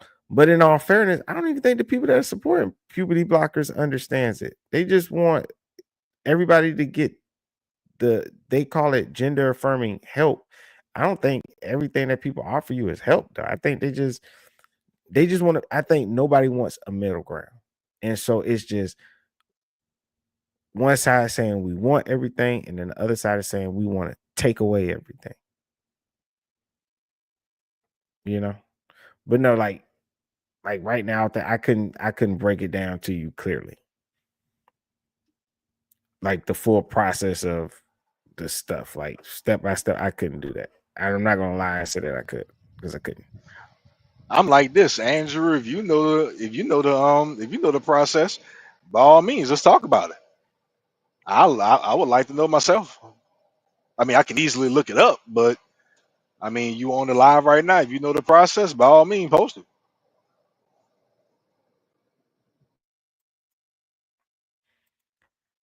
Yo, y'all got a very interesting debate going on. I can't even Yeah, bro. The chat live, bro. The chat just going to town. Just going hard. I love it, man. I love it. I can't keep up I'm with it sorry, myself. Mindy. Oh yeah. Huh. All right.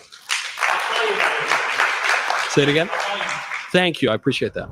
Hey, before we go any further, we want to take a moment to say thanks so much to Straight Arrow News for powering the fact checks in this video. Straight Arrow News is an app and website that is on a mission. Yeah, that's nice. Straight Arrow News. They got an app and stuff. Oh, that reminds me, I gotta download that. They try and do unbiased news and fact checking. Mission to raise the bar on journalism in a time of media bias and mistrust. Their team of journalists believe that unbiased news should be the standard and not just the exception. So they report down the middle with facts, delivering news without bias, filter, or spin. Plus, their media mist tool allows you to discover news that's being underreported or not even reported at all by different sides of mainstream media. That's why we're so happy to be partnering with Straight Arrow News. The work they're doing gives us a complete picture of the news straight from our phones and tablets with their app. Go to san.com/surrounded or click the link in the description to check it out. By clicking that link, you're not just supporting this channel, you're also supporting a group of journalists that are raising the bar on news and focusing on serving you unbiased, straight facts. Thanks again to Straight Arrow News for partnering with us on this episode. Now let's get into it. My next claim is that LGBTQ identity is a social contagion.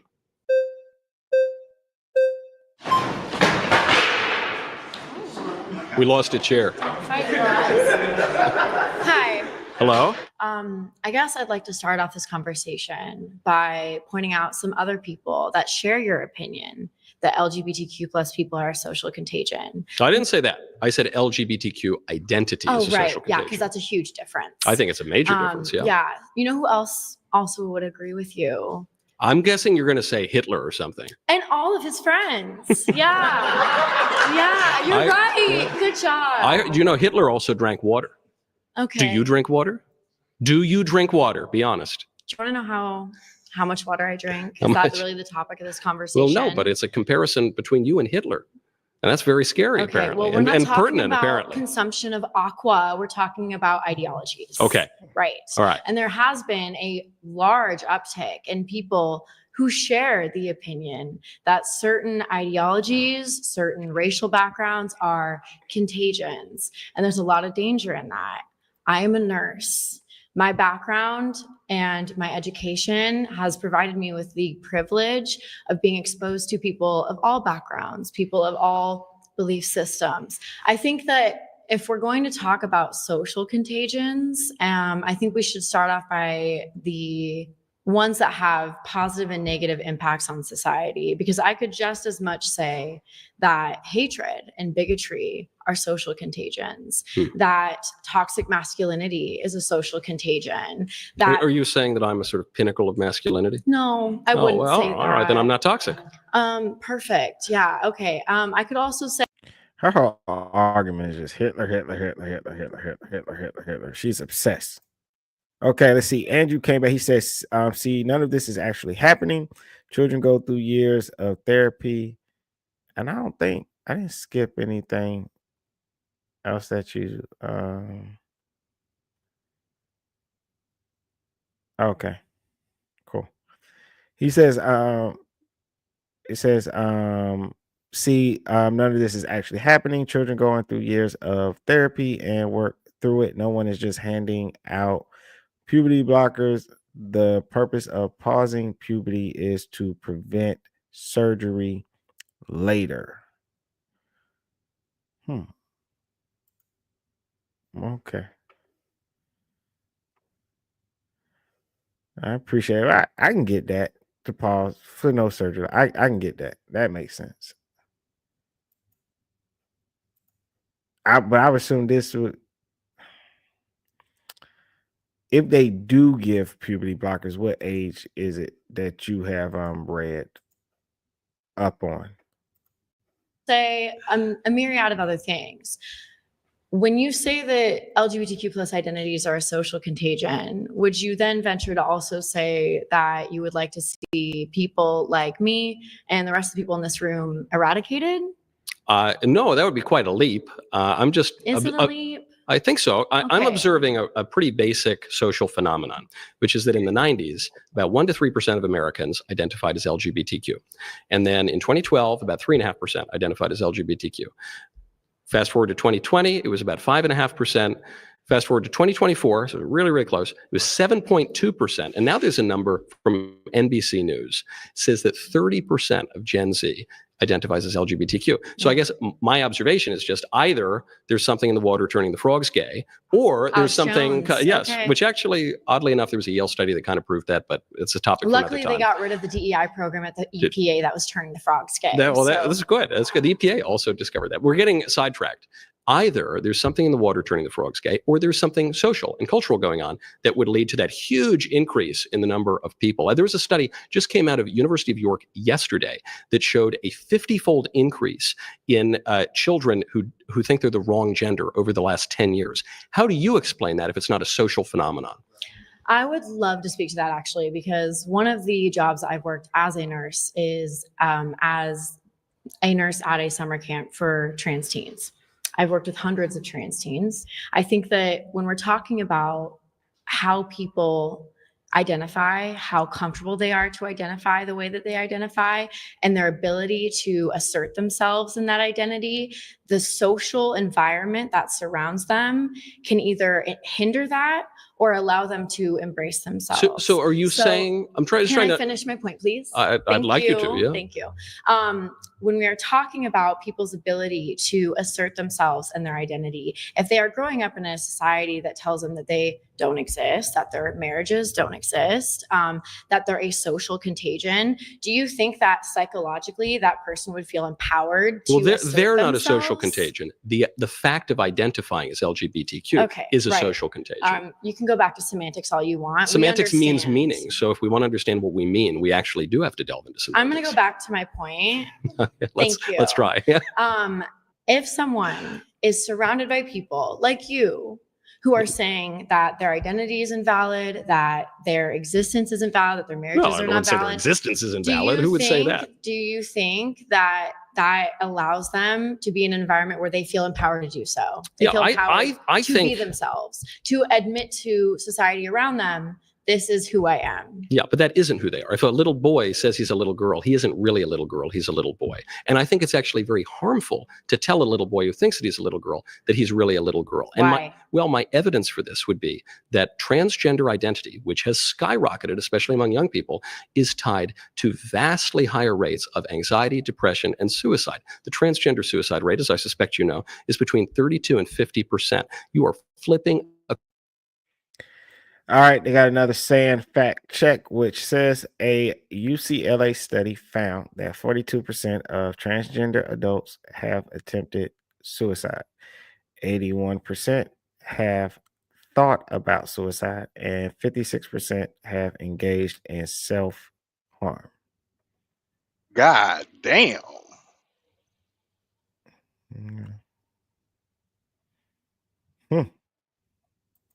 A coin. If you tell someone to embrace his transgender identity, you are basically flipping a coin with his life. And so I think that's very harmful to that person, and it's not founded on human nature.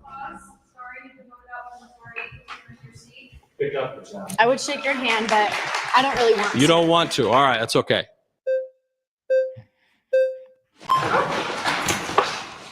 It's close. So the next time. Hello. How you doing? Good. I'm Jeremiah. Jeremiah, Michael. Nice to meet you. Okay, so I just wanted to kind of define terms a little bit. You mentioned social contagion. Contagion how? Meaning, well, going back, there's a good study by Dr. Lisa Littman that showed, this was back in 2018, that peer influence is one of the great drivers of transgender identity. All right, we got another saying fact check that says Dr. Littman's 2018 study helped give rise to the rapid onset gender dysphoria hypothesis, which states youth can experience gender dysphoria due to social influences, parent-child conflict, and other factors. The ROGD has been sharply criticized and even described as unfounded by multiple medical organizations. I will say this because I don't really have no study, but I do find like with these new kids growing up, I can see where people have an issue with. It seems to be a little bit more with what they be like, oh, we're fluid, right? You see a lot more guys that when I was growing up, you didn't paint your fingernails, but there's a lot more younger guys painting their fingernails. They're crossing lines. They're In my defense, my daughter paints my fingernails from time to time. Yeah, I ain't talking about that. Yeah, I think it look a lot different. It seems to be a fad. It really, really does. It seems to be something cool, something, something hip, different, and so you probably do see more younger people identifying with something, but I'm pretty sure, if you follow that same group of people, you'll see them, grow up out of it.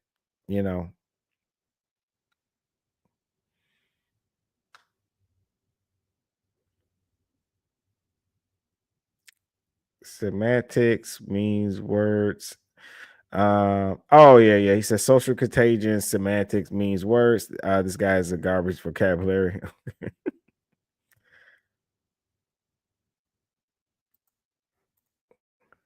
So that's how it's a social contagion. People look around at their peers and they see them identifying as LGBTQ, and that makes them much more likely to identify that with themselves. Caleb said Trump ain't perfect by any means, but thank good Lord Kamala didn't win. Okay, so by that definition, because I'm thinking contagion makes it sound like it's a disease, right? Yeah, it's like not a COVID. disease, but it's not good. It leads to lots of bad health outcomes. There we go. So you're saying bad. And I think you mentioned earlier, you said, oh, kids are more likely to attempt suicide if they come out as trans, right? Anyone, not just kids, anyone who identifies as transgender is significantly more likely to be suicidal. Orders of magnitude more likely to be suicidal. Let me focus on where my expertise is. I'm a therapist. And the thing is, when kids and adults get mental health care, they're less likely to attempt suicide. Furthermore, if kids have to hide their identity because of people that are ultra conservative and try and repress someone's sexuality and or identity, those kids and adults are more likely to attempt suicide. Another SAN fact check says an NIH published article states gender concealment is a source of stress and can negatively affect mental health. The article stated more research is needed. That is not backed up by the scientific literature. What scientific literature are you talking about? There is lots of scientific literature. I'm happy to answer that question. Do you want me to answer your question?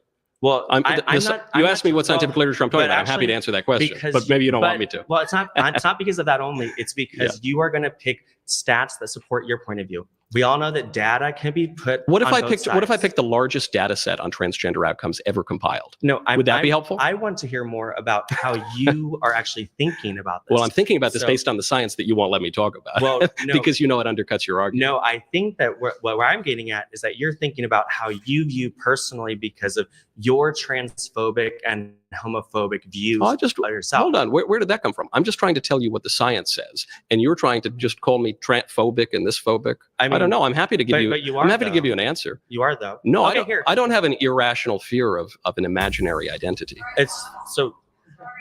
Oh, he went there. That was nice. I have a rational fear of it becoming a social problem. I know that was a nice comeback. Yeah, that was a magical comeback. I've been telling people that right there for years. Like, what you mean I'm homophobic or transphobic? I'm not afraid of gays. I'm not afraid of trans. Like learn your words. Words mean things. I think the other person is gonna come back for another losing session. Yeah. What up, guys? Appreciate y'all being in the building. Thumbs up the video. Thumbs up the video. Thumbs up the video. And I will appreciate it.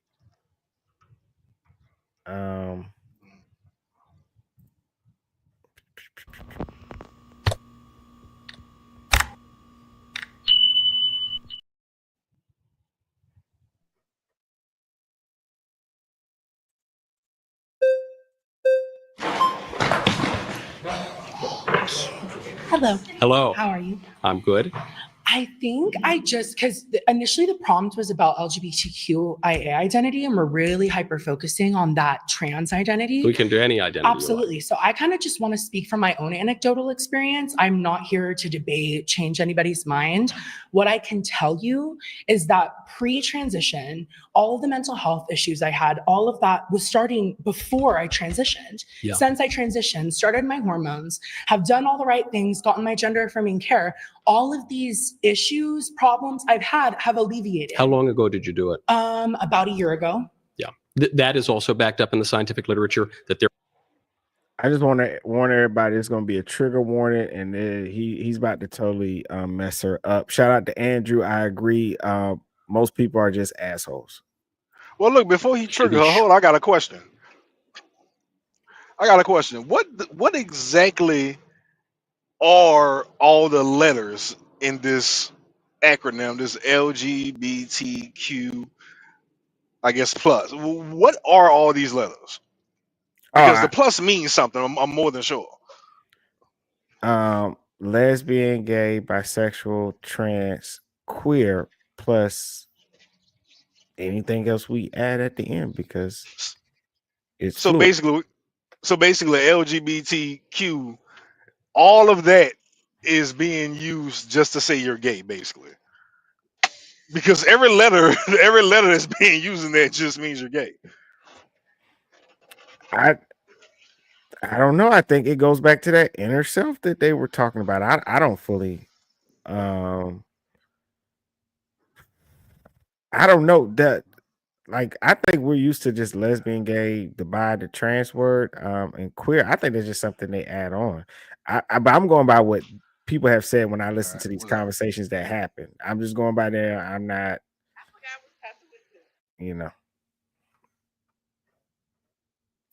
Yeah, that's short-term improvements to mental health, or even a short-term euphoria.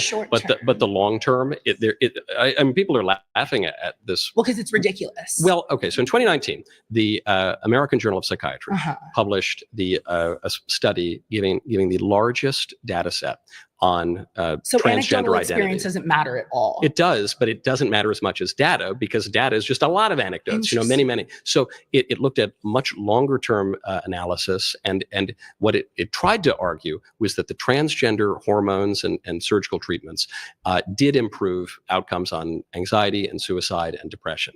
But they had to issue a correction very quickly because there was a methodological error.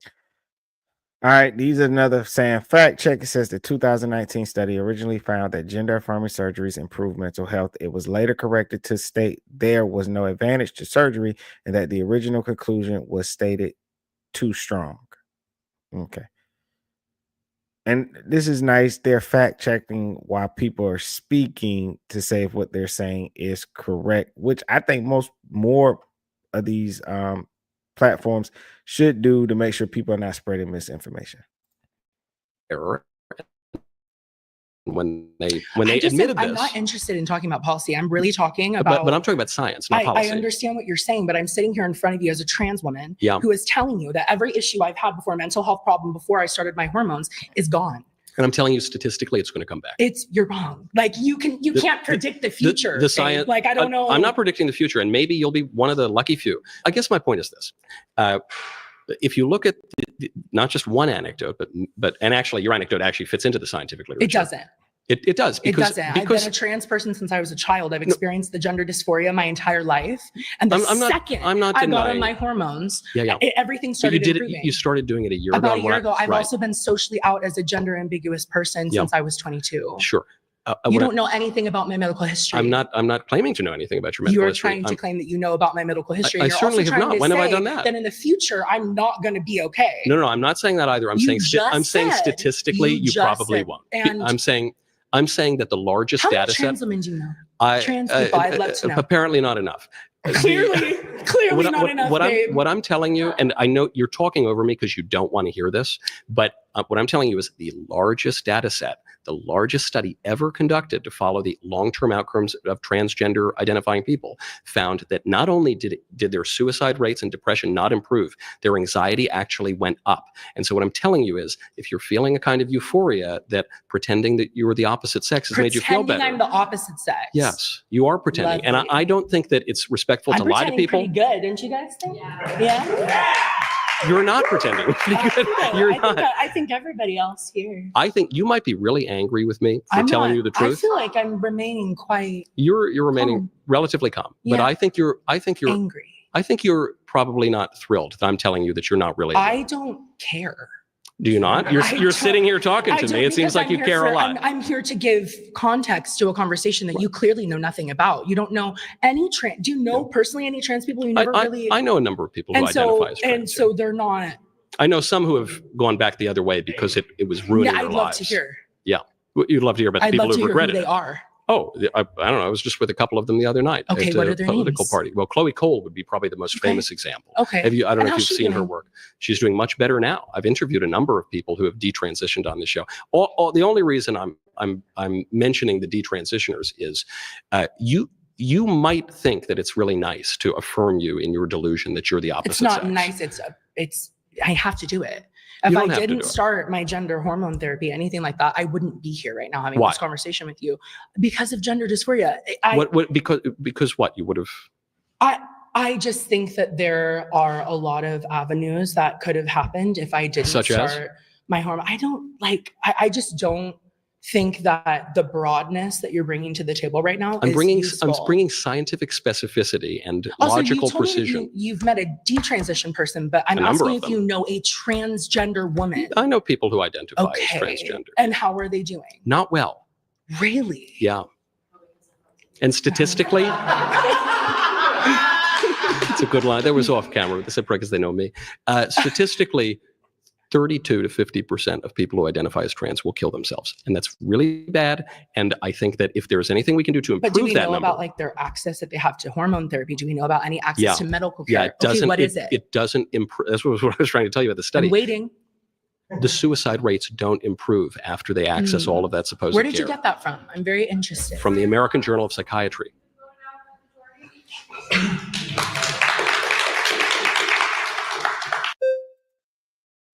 Yeah, so a lot of these conversations are going to be based off emotions. I thought that was weird. Shout out Prince of Petty says these people are listening to respond. That's it. He specifically said statistically, Destiny says they lose every debate because it's never based on facts. I think that and I can understand that could be hard to hear when you're in that situation for somebody to say that. And I think that was hard to hear because that person knows that what he said is correct. And they live with that fear of that thought of, depression could come back. And I think that's why it hit like that, to be honest. I think it kind of proved what he was saying. I mean, every one of them that come up there and try to talk to him just proves exactly what he's saying. And oh boy, ticked me off like talking to the man. How you gonna say you don't care about something but yet you're there? Like that grinds my gears to no end when you're talking to people, a woman, whoever, and their only comeback is I don't care. Yeah.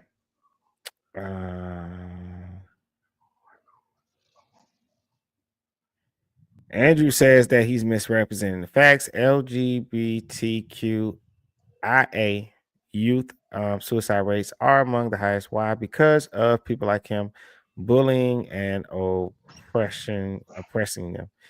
I don't know about that. What does the IA stand for? I don't know. That one I don't know. I don't know that one seriously. But Andrew, I don't agree with that. I don't think it's just doing it because of bullying. I think some people are bullied. Yes, that is true, but I don't think that's the overall. I think that's people trying to escape for the fact that there's something mentally going on. And I think here's the honesty about it is if you are born, I don't know why people don't. I just think about it like just common sense. I think when you're born, your brain naturally syncs up to your body, and you know, like me, identify as a guy. My brain naturally, you know, oh, okay, I'm a guy. I got Johnson, right? But I think for some people it doesn't work out that way, you know, and so I don't get the argument when people say, well, hey, you know, I know how you feel, but that's not actually what you are. You got people that what's that anorexia? People, you know, they look in the mirror and they see somebody that's fat and they'll starve themselves, but we have to stop them because they'll die if they continue down that path. You know, and as I don't get the it's got to be this mental thing, because it has to be because why would somebody be just overly offended if somebody says, hey, this is how you was born, you just for some reason, I guess the brain and the body or the inner self is not working together for whatever reason. I don't know.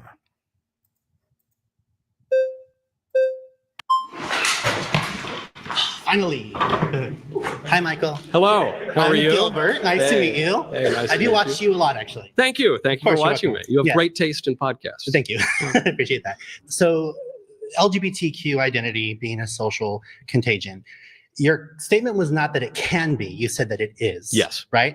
I might be willing to agree with you that it can be, right? Because socially, sometimes people are like, well, I feel more at home in this community, whatever. Is it your belief that it's that every person who is gay or lesbian or bisexual, well, actually, let's go just to the gay because I'm gay. Yeah. So I'll talk about that. Yeah. I just outed myself. I think everybody knew that. Obvious. But do you believe, this isn't controversial, but that's why we're here. Do you believe that I'm choosing to be gay? Oh, no, well, so you make a good point, because obviously it couldn't be a social contagion all the way down, because at some point, you know, there's got to be the first gay guy. Right. I don't know the story of the first gay guy, but no, I think it's entirely possible that there could be either some environmental factor that inclines one to have same-sex attraction, or even potentially a genetic factor, though they've never discovered the so-called gay gene. But that is different from LGBTQ identity. And it can be in a few different ways. One could either, if one has these same-sex attractions, could still like marry a woman, or could be celibate, or could just not, you know, or... Do you think that's ethical for a gay man to marry a woman, to take that spot in her life that could be going to a straight man? That's not loving. Well, as a Christian, I'm a Christian. You should maybe be honest. I wouldn't lie to your wife or anything. But I'm gay. We're never going to be into this. I'm never going to be into this. I'm going to hold my breath and all that. But let's do that so that I can get. You're okay with that? Maybe you should not get married. I'm not encouraging that. No, I don't think that's a loving thing to do, Mike. Yeah, no, I'm not saying that anyone has to do that. But that's one thing that one could do, or one could just do or. You about to say something? Oh, nah, bro. Prince. I ain't even realize I was off my. Oh, okay. That was my bad. All right. You think it's an option? I mean, it happens. Yeah, plenty of guys. I know, of course, especially in the church. A lot of closeted gay men are marrying women. I think we know that, right? Do you think that that's the correct thing to do, though? Is that ethical to do to that woman, to take that away from her? Well, I don't know. I mean, if you're going to fulfill the responsibilities of a husband and you're honest with her, I don't know, you know, like provide, keep a roof over their heads, have children, so be her raise father. the children. Okay, the children part. No, don't be your father. Okay. Don't be your well, you said, you have the provision. Okay, I can do that. But you said have a children. How can I have a child with her? You would, well, do you want me to spell it out? I don't. As a gay man, how can I have a child with her? Well, you know, if, listen, so I've got, I lived in New York. I lived in LA. I went to the gayest university in the world. I know a disproportionate number of guys who are a little light in the loafers. Some of them probably could marry a woman. Maybe some of them could not. So they don't have to. So it's external for you then, as long as it. Now his argument is, hold on. Earlier in the conversation, somebody said two gay guys can have children. Now they're wondering and questioning, how could a gay guy and a woman have children? Like, what are you talking about? I watched a very interesting talk show where the girl confessed that her and her gay best friend had been sleeping together. Even at one point, she hid the fact that she was pregnant with his baby and had it aborted. But you know, That's This is nothing like new. We years see ago. that. We see that with dykes all the time. That's nothing new. Oh yeah, they be like, who got the homie pregnant? Yeah. So it's like now he's like, how would they have a baby? Like easy. Like, what are you talking about? Like, come on, stop it. It appears to be a certain way. It doesn't matter what's going on the inside. Is that what you're telling me? No, you're asking me how can a man and a woman make a baby, even if the guy's not that into it? I said, I don't know. Your mileage may vary. Dated a marriage. That's what I'm trying to get to the heart of the issue, quite literally, the heart of a gay person to be ethical and to live their life ethically. I don't think your sexual attractions constitute the entirety of your being. Oh, I agree with that. Yeah, but in this so context, then I don't think that's the heart of a gay person. But I think it's just it's an aspect part of my you. identity. It's an aspect of you. Your prompt is about identity. Yeah, right? but I guess I would go even further. I know guys who are, they didn't marry women and they, hang out just themselves and everything. Okay. And but they wouldn't call themselves LGBT activists. They don't wave the rainbow flag. Right. They think that movement really doesn't speak for them. I agree. I understand. And I think that would be a distinction. Yes. In that kind of social contagion. Okay, so we have some middle ground then. So if somebody can be gay, but not make it this activism part. Yeah, that the identity is actually different from, as a point that you've explained very well, that others were missing, I think. It can be an aspect of your desire or whatever. It doesn't have to be your identity, which that has clearly become a social contagion. The totality of your identity, but it is part of your identity, Michael. My being gay will never change, so it is part of who I am. Yeah, maybe. I mean, you don't need to like shack up with a man. I get you can. I'm not saying you can't. So you think that I should be celibate? Well, I'm Catholic, so I would recommend chastity and all the rest. But right. That's up for you to decide. I'm not saying you have to do that. For all of human history, fellas have done odd things together. Okay. It was a pleasure, Michael. Such a pleasure. Pleasure's all mine. Thank you.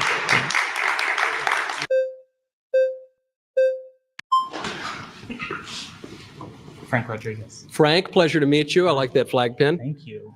I'm actually a big fan of yours. Thank you very much. I subscribe. Thank you. I've worked with our government from Hawaii to Florida, passing conservative legislation. Love it. And I just have a question for you. Do you think that the way that you're presenting the information here today is counterintuitive to the people in this room to get them to vote in a certain way that helps our party? Am I winning votes for the Republicans right now? I don't know. I'm not with how you do your content and how you project your advocacy. I think I'm fairly persuasive, but my goal right now is not to win votes for the Republican Party. You're not. Hold on. Well, there's only a minute. I'm trying to answer your question. You've already lied. You know that you're not because you've been in here triggering people based on the terminology that you use. I used to be like you. When I was a first, you used to tell the truth in plain language. I used to tell people things just to trigger them. I'm not saying anything. Now, that is a totally false accusation. You're accusing me of using needlessly provocative language. No, I might be. So why did you use the word contagion?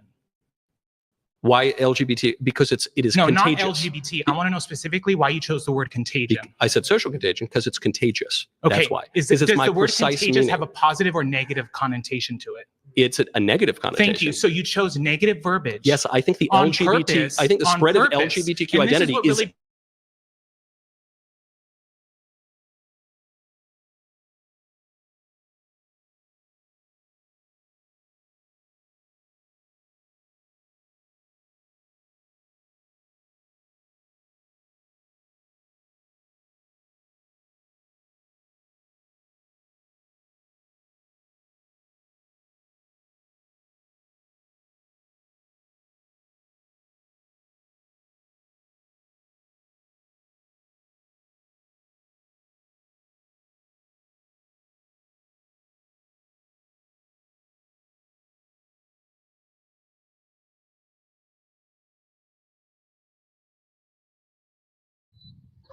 Oh snap! What happened?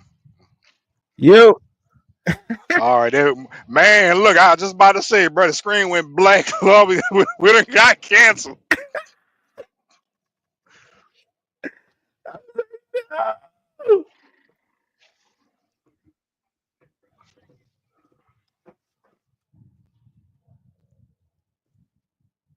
Oh man. Can you hear me? Oh yeah, I hear you. Yo, I thought that was the end of it. YouTube channel got nuked. We'll teach you, buddy. We're gonna teach y'all the crack jokes. I don't know who risky behavior he think he is. He ain't keeping the lights on in this YouTube building. Damn, bro.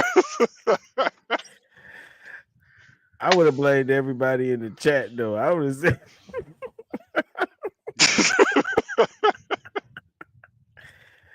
I was being educational and they started arguing.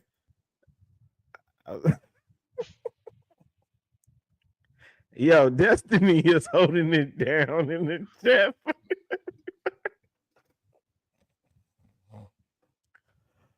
Oh, I love this, man. I appreciate everybody coming through. I'm about to put the video back up. I appreciate y'all coming through and everybody talking and debating with each other. I think it's amazing. It really is not, and I really want to commend everybody that, like, nobody's in the chat just going ham, cussing out this one and that. Like y'all are logically debating this. I appreciate that because you don't see that too often. Yeah, you don't at all. Where we was at? I was with this dude.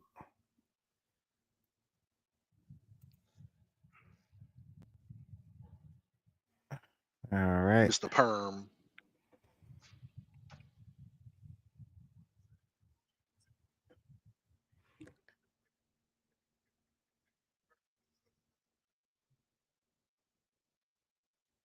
Yeah, he got that. I thought he had dreads at first. I had to zoom in like, damn, that boy got a perm. All right, never mind. Hopefully that don't happen again. That was insane.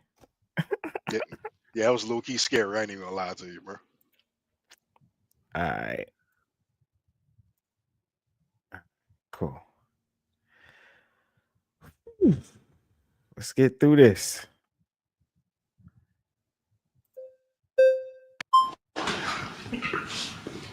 Frank Rodriguez. Frank, pleasure to meet you. I like that flag pin. Thank you. I'm actually a big fan of yours. Thank you very much. I subscribe. Thank you. I've worked with our government from Hawaii to Florida, passing conservative legislation. Love it. And I just have a question for you. Do you think that the way that you're presenting the information here today is counterintuitive to the people in this room to get them to vote in a certain way that helps our party? Am I winning votes for the Republicans right now?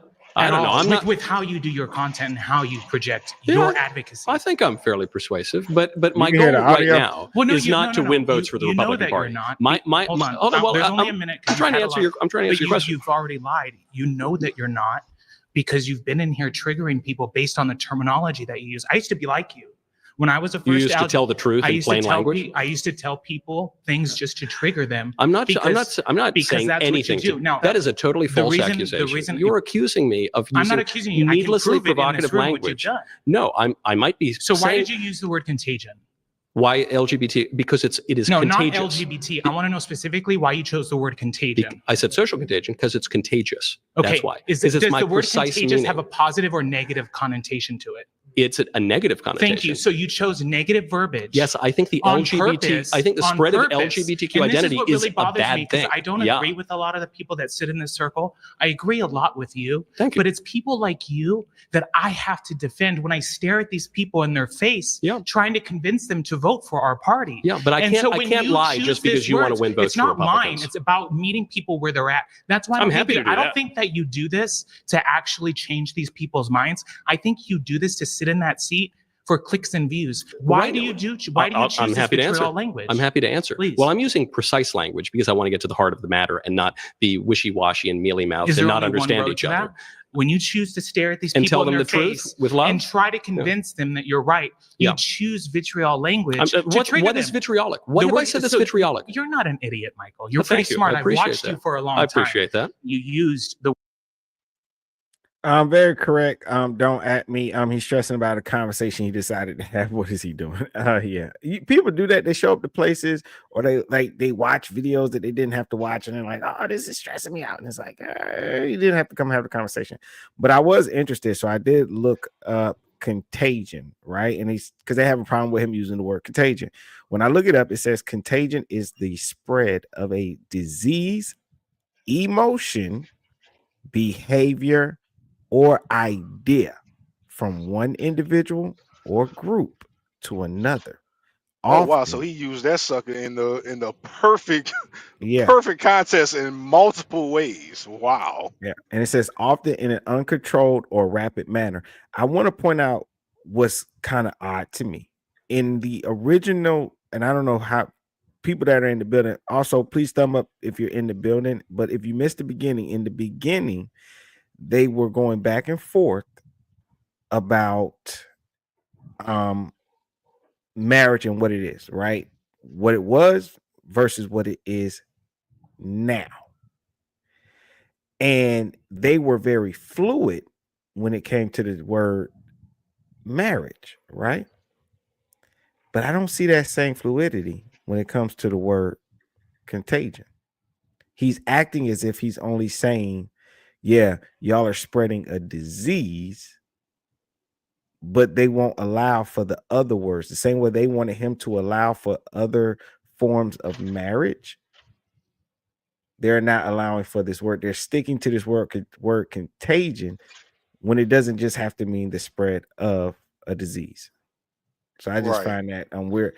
It's kind of weird when you, and that's why I think it's important to sit in the middle of these arguments and you can see, well, hey, you're not being fair because you didn't feel that way when we were talking about this. And hey, you on that side, you're not being fair because you didn't feel this way when we were talking about that. And then people kind of like, oh, wow, okay, Yeah, I kind of feel like this entire conversation went left at his I think it was his third point when it went to trans. I think the entire conversation went left then. Oh yeah, definitely. That I think it started off pretty good. That's why it started off great. Yeah.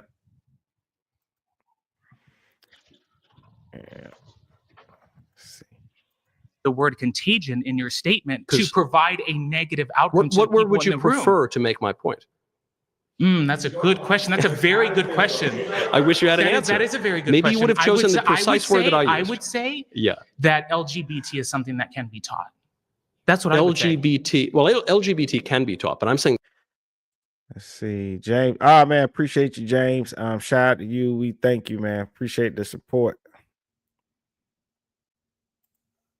The spread of the identity is not merely taught with formal pedagogy, but it spreads through mimesis. Would you prefer that I use that language? No, I don't think that's going to resonate with anybody. What I would say is I have to meet them where they're at. And I don't think you choose to do that. I think you choose for this clickbait bullshit. Because at the end of the day, I have to stare. These are the people I advocate here in Los Angeles because I have to defend actions like yours. What actions are you so upset about? I'm upset. I'm very passionate. Don't mistake my passion for upset. Yeah.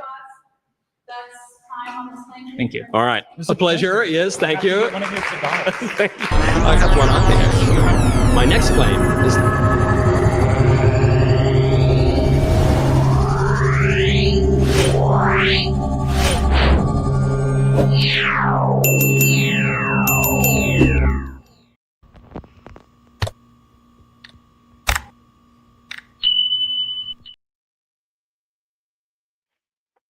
All right, we're on to the next claim, which is Pride Parade should be banned.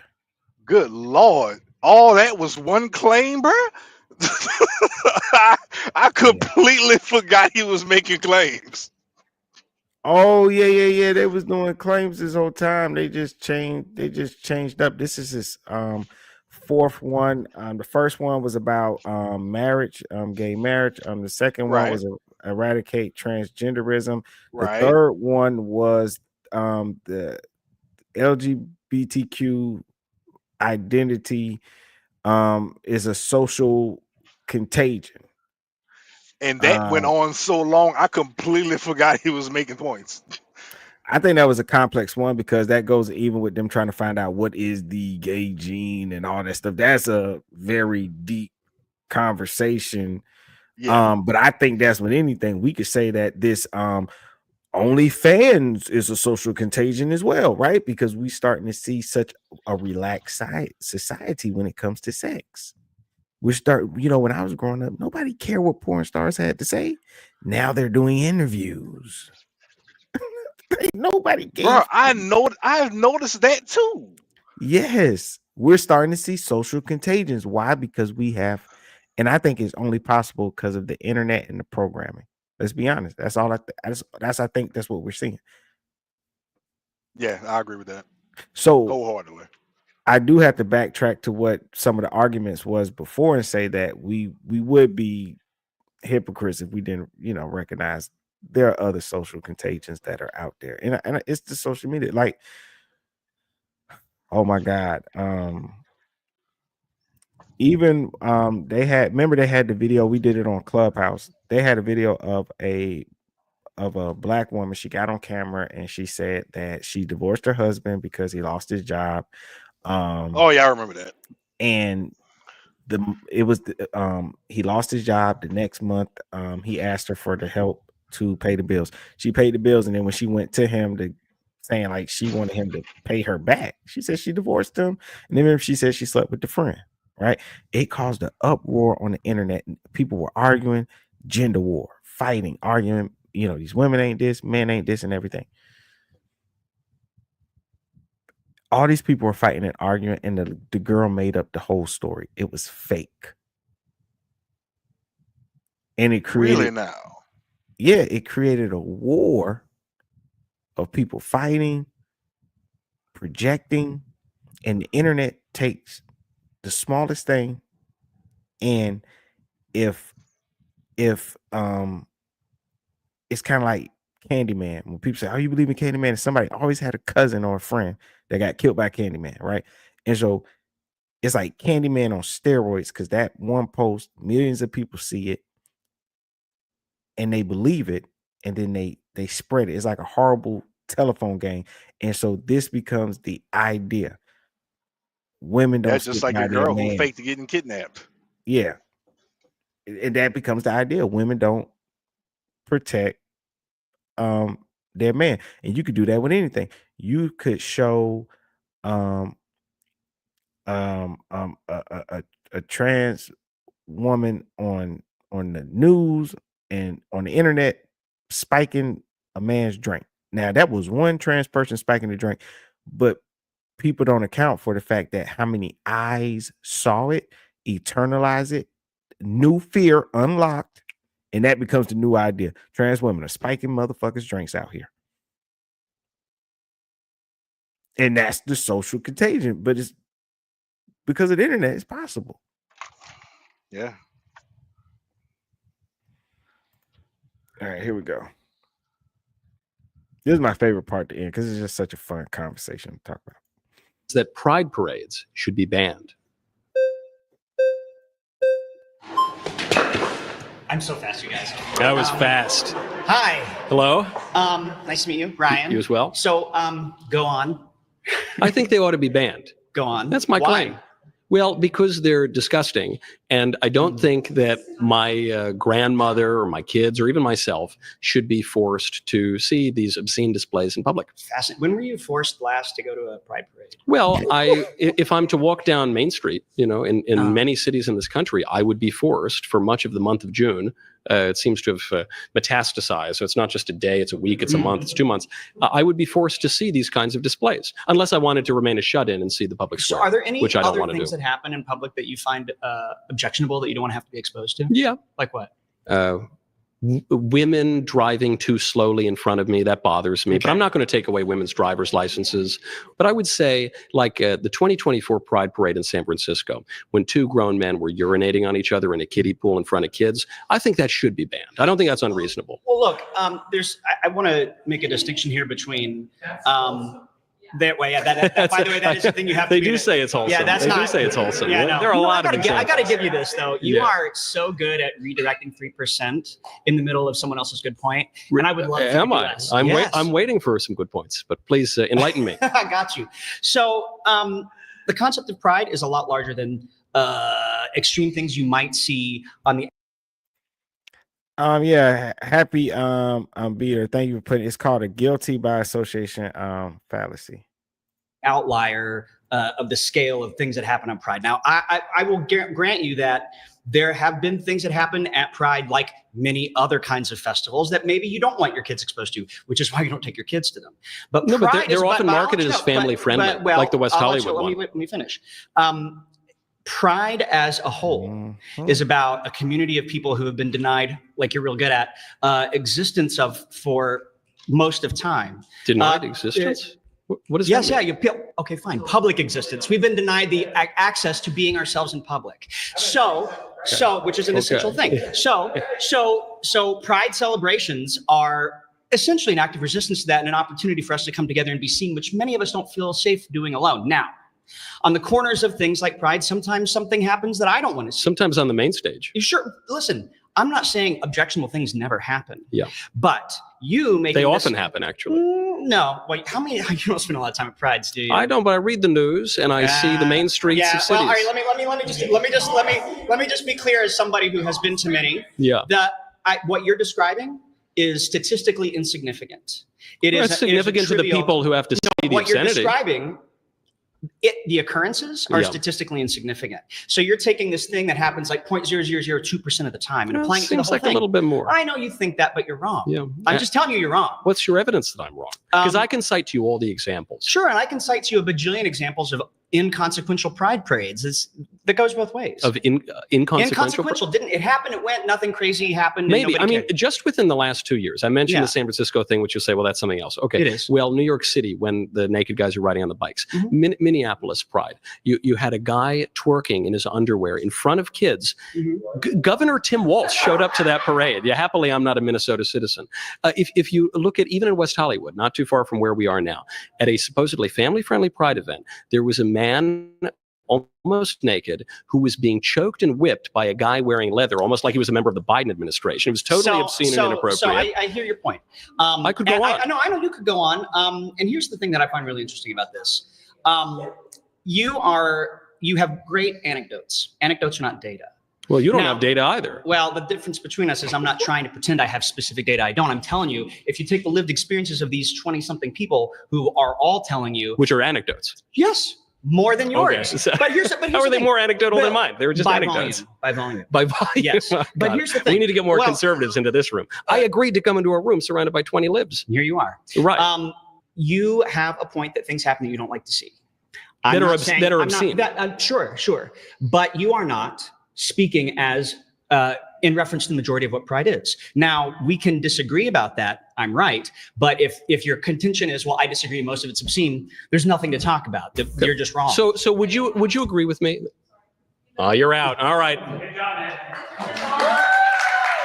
I do hate when it gets like good, when you got like two people that got like a good conversation going on and they like vote out and end it. It's like blows me. Is that what the red flags are for? Like if they get too many red flags raised, they boot them off or something? Yeah, that's people voting them out.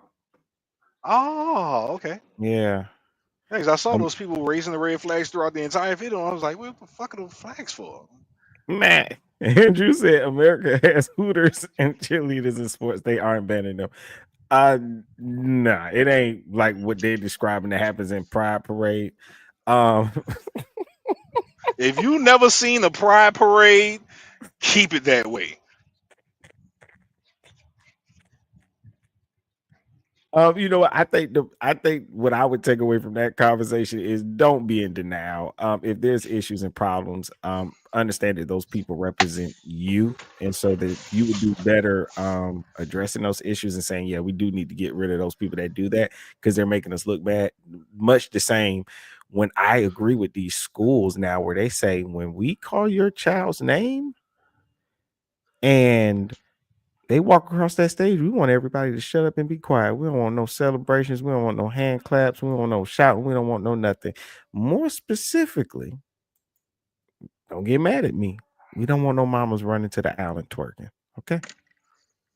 And so we just Well, gonna I've nip it seen in the multiple bud. videos of that. That should be that. I think you should just get kicked out like the rest of the graduation, and they should take a note of you as the parent, you as the mother, and should you have any other kids who go to the school, you should be banned to ever come back to this graduation ever again. Yeah. And here's the thing. And once again, I'm not on any side. I think people have the right to have a parade, go outside and have fun. I don't care what the parade is, right? But I think it's a respectful way to do it.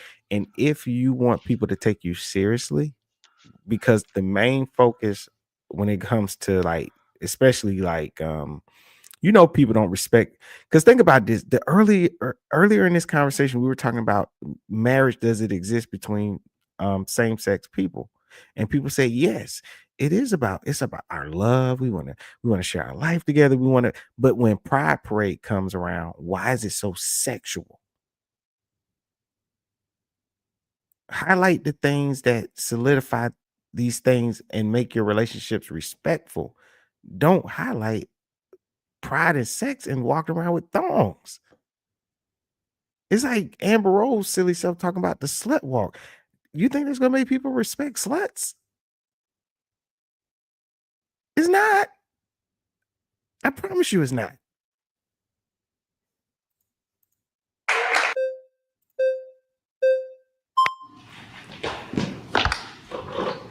You got it.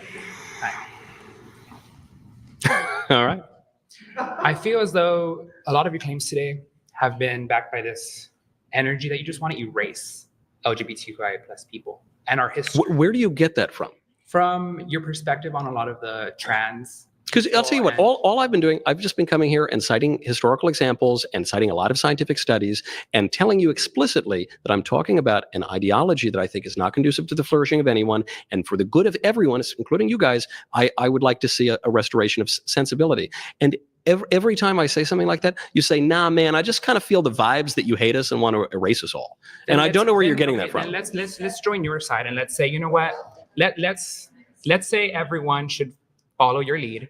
And let's say as a society, we should ban pride. And let's say as a society, we should eradicate trans people. Transgenderism, again, I think you're being obtuse here. Transgenderism encapsulates everything LGBTQI plus, just in that isn't true. It's just an idea that a boy can become a girl, which isn't true. And I think we should forget about that so that people, including the ones who think that they're the opposite sex, can flourish again. So you would agree when I say by eradicating transgenderism, you would also eradicate the history of trans people, just in general.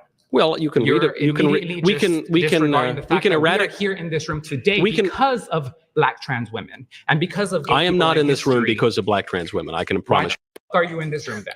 Because I was invited on this podcast to advocate explain what exactly? The hate speech, the rhetoric that you spread on your little YouTube channel? No, just to advocate truth and sensibility. Truth and sensibility. Reality. The truth of the fucking matter is you're surrounded by 25 really proud LGBTQIA people who do not give a fuck about you. You obviously do. You're here talking to me. What are you talking about? You obviously care what I have to say. Because you give You're such sitting a hard 6 inches from me. us. I just want to be on YouTube, Michael. Say, yeah, some just want to be on YouTube. No, I'll tell you what. Look, we can. Obsessed, and it's harmful when in history, but also today. This month alone, our entire government is run by straight white men who are hurting these communities. And I know you live on a pedestal, and you were able to put on your little suit today and spray on your little cologne. I didn't put on any cologne. That's just my musk. That's my natural musk. White men straight. Wait, hold on. Correction, you should have put on cologne. Wow. I said, how he know those white men straight? The ones running the country. Like we got a lot of white men that's being hemmed up behind some crazy stuff these days. So saying they straight, man, you never know. Shout out to Tyrell. I do agree with what he said. Perversion usually manifests itself in a sexual way. And I think that's why if instead of fighting the idea of cleaning up what a pride parade is, people are just going to see it as perversion if you deny what's going on and what's happening and say, hey, let's clean it up, because you're not going to embarrass us. It's much the same when they were doing the riots and James Brown came out and did a free show. And when they wouldn't settle down or listen, he said, hey, man, I'm going to leave. You ain't going to make us look bad. So if y'all ain't going to know how to act, I'm gone. You know, so straighten up and fly right. Yeah, that's only right. I'd be love damn y'all start acting up in my damn free show. I would love for him to give an answer what he's saying, like they're destroying their community. People just be throwing things out that I don't quite know what it means, right? Because if I could say, well, in 1985 in Philadelphia, you had a organization of Black people where they actually dropped bombs on them, right? And I could say that's a community destroyer. I don't know what he means by that, though.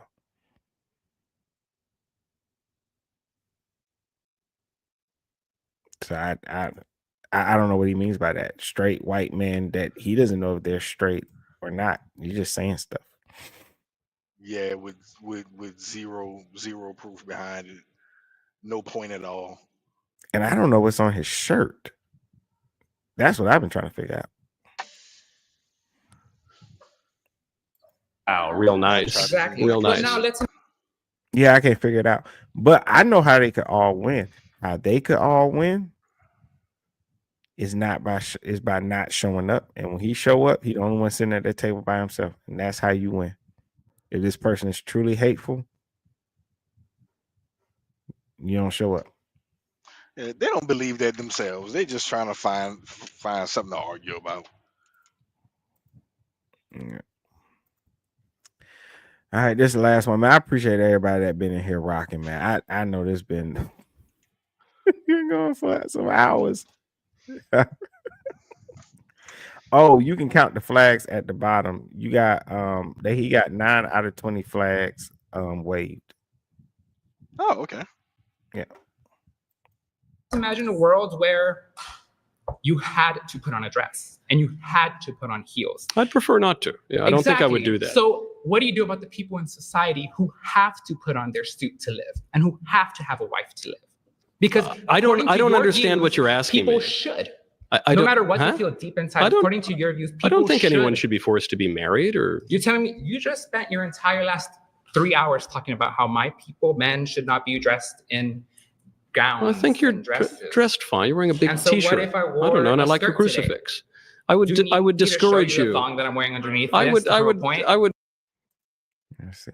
Okay, man. Shout out Andrew, man. Now I understand what you're saying. I don't need you to show me that. Exactly. I would suggest you not do that, but I don't really care that much. So let's just go back to the point at hand. Yeah. What is the Eradicating point at Your hand? your idiotic claim that we should just stop LGBTQ pride. No, I guess.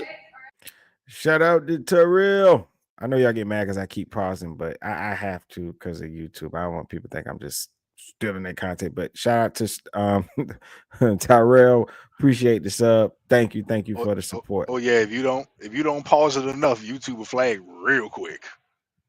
Yeah, you're doing right. And they say I gotta add things. That's why I stop and read the fact checks, and in certain words I stop and look them up because you know, and it's understandable because they don't want you to just basically just straight stream it. So we gotta, you know, which I'm genuinely having a conversation around this and speaking with y'all because it's just what I like to do when I see videos like this, which is cool because when I was growing up and they didn't have this, you just kind of yelled at your TV in your living room. Like, you know what I mean? And that's why I like the YouTube area because now if we see something wrong with the news, we can get on YouTube and react to it. There was a time you just read the news, looked at the news, and you never had a voice to say anything about what you were seeing, to complain or suck agree. it up. Yeah.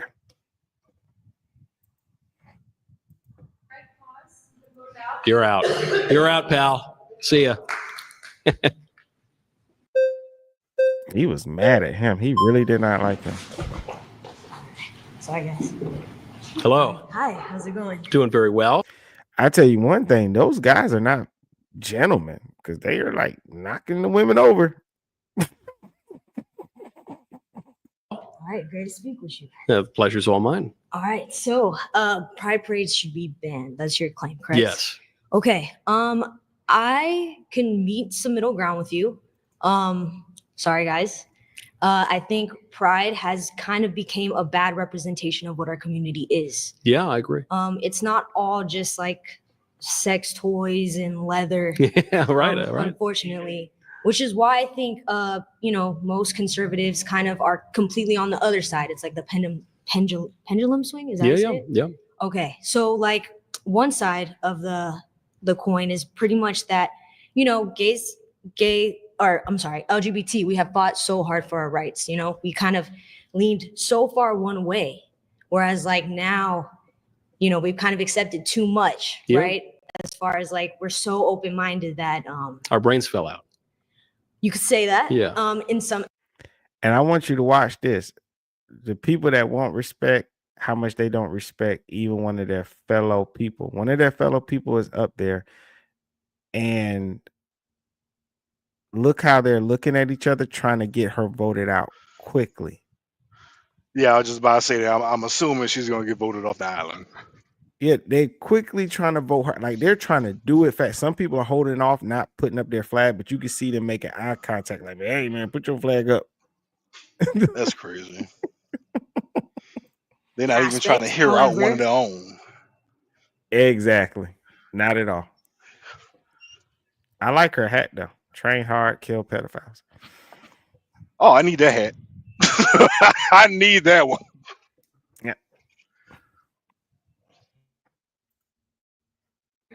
It doesn't take away the fact that, there's still gay people that exist. I don't think pride parades should be banned. However, I think we should portray a different image of it. Yeah, I think you're quite right. For all of history and everywhere in the world, there have been people who are a little odd, or they have desires that are not the mainstream. And so I get it. I'm not saying we need to like totally deny that or, toss people out of society or anything. It's just, I said we should eradicate the transgender ideology. Yeah, which is a false account of human nature. But yeah, I think you can. If you can separate the war on poverty from, a war on poor people, I think you probably could. Yeah. Well, you had the most sensible take of anyone. I really, pleasure to speak to you. Didn't they? Yeah. They got her up out of here. Like, girl, you gonna make us lose. All right. It wasn't even close. Pleasure to meet you. Hi. Shelby. Okay, so is your main issue with the pride parades the nudity and obscenity? The obscenity is a big issue with it. I also don't think that as a society we ought to be celebrating the deadliest of the 7 deadly sins, namely pride. Not even the sex stuff, but just pride. Okay. I just think that's kind of weird, because we have every time we in America we used to have celebrations of like Christmas or Easter or even Thanksgiving, and now those have been pushed out of the public square, and we've been told that we're a secular country and we're not. No, there have been many lawsuits in recent decades, and so we've been told that we're not permitted to have these kinds of big displays. But what has replaced the traditional liturgical calendar is this kind of secular liturgical calendar where now we celebrate the great feast of pride. And I just don't think one needs to feel pride in one's sexual behaviors. Okay, but it's not just about sexual behavior. It's about love. It's about, I would say it's mainly about love. I don't go around talking about my sexuality in a form where I'm like, oh, I have sex with women. I say that I love women. But you love your family, you love your neighbors, you love your friends. You don't have big parades for them. You're specifically talking about love in a romantic and, dare I suggest, sexual context. Okay, so you think that they should be shut down just because you think that they are disgusting? Well, I think they're legally obscene. So I think there's actually a legal predicate to shut them down. But I also think broadly they're just sort of disreputable and odd. And I don't think that that's the sort of thing we should celebrate on Main Street. Maybe on some sort of side street if you want to have a party. Go. Like well, but I have a right to Main Street, because I'm a citizen. Yeah, but you don't. My grandma has a right to go to the grocery store and walk down the street and not be accosted. Stores. Yeah, well, she has the right to. She has the right to go to the one that she likes downtown. KKK has the right to protest. Yeah, oddly enough, I mean, I would actually. Someone just suggested the KKK has a right to protest. I would be more willing to circumscribe the supposed free speech rights of people. But in that case, courts have found that they have some right. But there's no right for leather daddies to smack each other in a kiddie pool or something. But that's not everything that happens at Pride parades. But it happens so consistently. But I'm citing examples from San Francisco, New York, Oslo, Toronto, Minneapolis, West Hollywood. At what point do we see a pattern here? There can be a pattern, but it doesn't mean that that's all that happens at these parades. Well, I'm sure people make, ham sandwiches too, but that's not the part that anyone has a problem with. It's the sexual displays. Yeah. Yeah. And you've also said that correct me if I'm wrong. People often aren't cited for lewd acts. But correct me if I'm wrong, but somebody else came up here and you said that you don't think that the obscenity and the pride can be separated. You don't think that that's something. If they wanted to win this argument, start naming things that you're doing. Like, hey, we have we pass out educational things on safe sex, no disease, condoms, different programs we talk about. Like, name some of that stuff that would drown out the obscenities. Also, maybe list some times where, hey, we had a pride parade, this person was being obscene, and we removed them ourselves, right? But that's just it. They're not doing any of that. They're here speaking out of emotion.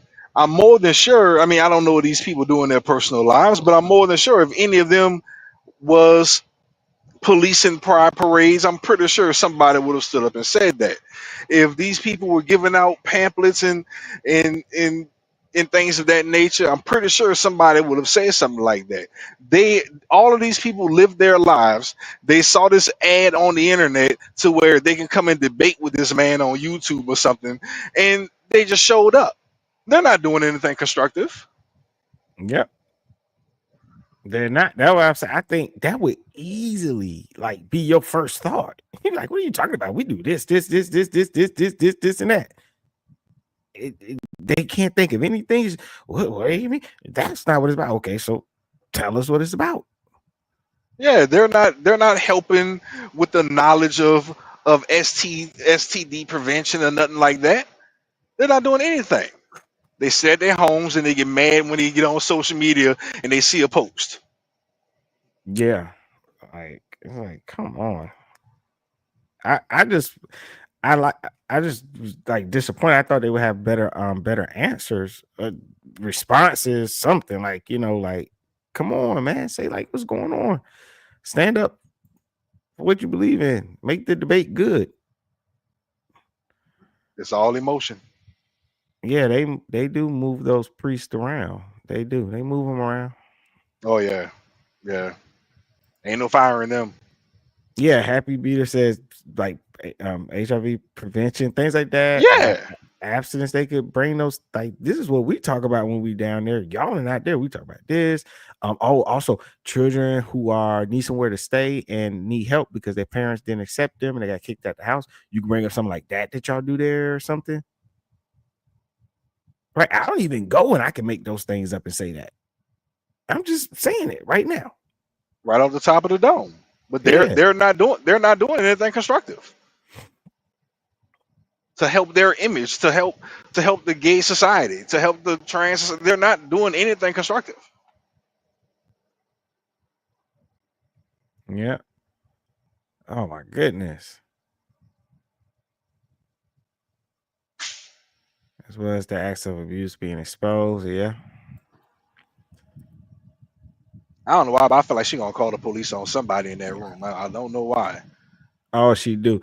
Andrew says personal rights in defense and education is what pride stands for. The word is because shame was used to oppress people. Yeah. You know what? I do get that. That's why I'm disappointed when people kind of are pushing back and saying people have gotten out of hand with it in some ways, but I would just think they would make better arguments towards him and point those things out. It's kind of like they don't even go or support them. That's because they themselves know what they're doing doesn't make sense. Like, think about it. When, and this goes for a multitude of races, it's not just black folk, but when a man sleeps with someone of whom is gay or trans or something like that, the first thing they want to do is out that person. So Oh yeah. you're already shedding a bad light on your sexual preference to make him look bad.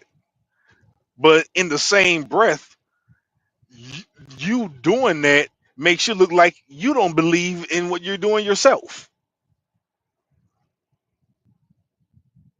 You're right. That's like what Tommy Sotomayor said. Rihanna would never expose me for sleeping with her. Just would not happen. Wouldn't shame me for doing it.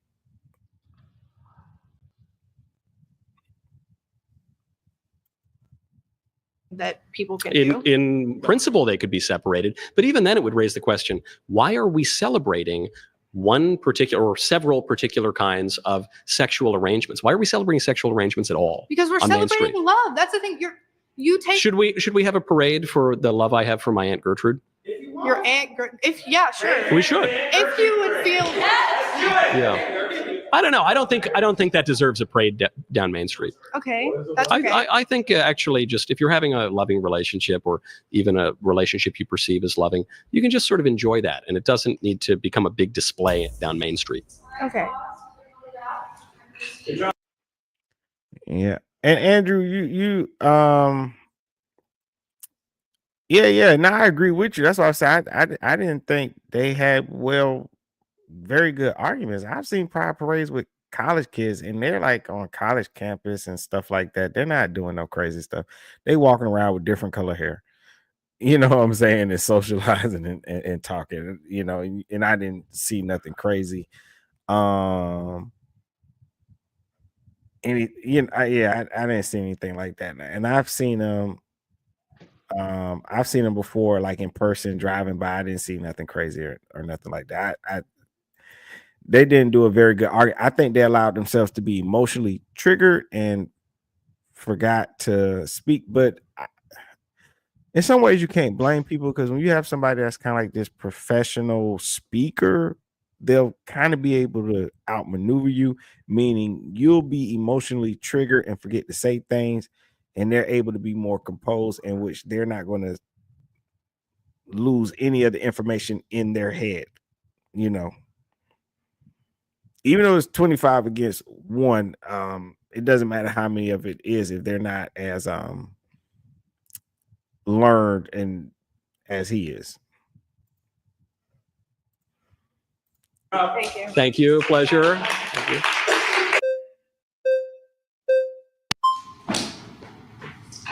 All alone. We're back. All right. He was running for no reason. So let's dive into details. Pride parades should be banned. Yeah. What specifically would the conditions of pride parades be for legal consequences? Well, probably the Miller test, which is the current obscenities measure in the court. I think there were better, more robust ones in years past, but that's what we have. Primarily appealing to the prurient interests of folks. Yes. So the first condition. So there were 3 conditions. Yep. The old one was just prurient interest. So the first is by contemporary community standards, appealing to the prurient interest. I think the displays I've just described, because most people are fine with it, right? So I don't think so. In fact, I think the but uniform the regional one that you went to would be allowed. No, I think the uniform election of the Republicans in this past election, running on LGBT issues and DEI in particular, actually shows you that most Americans are not so down with this So let's talk about LGBT penalties. stuff. Yeah. Somebody has a Well, hold on. pride parade. Those aren't the only 2 criteria. Yep. The other one would be depicting sex in an offensive manner. I think obviously the pride parades hit that one.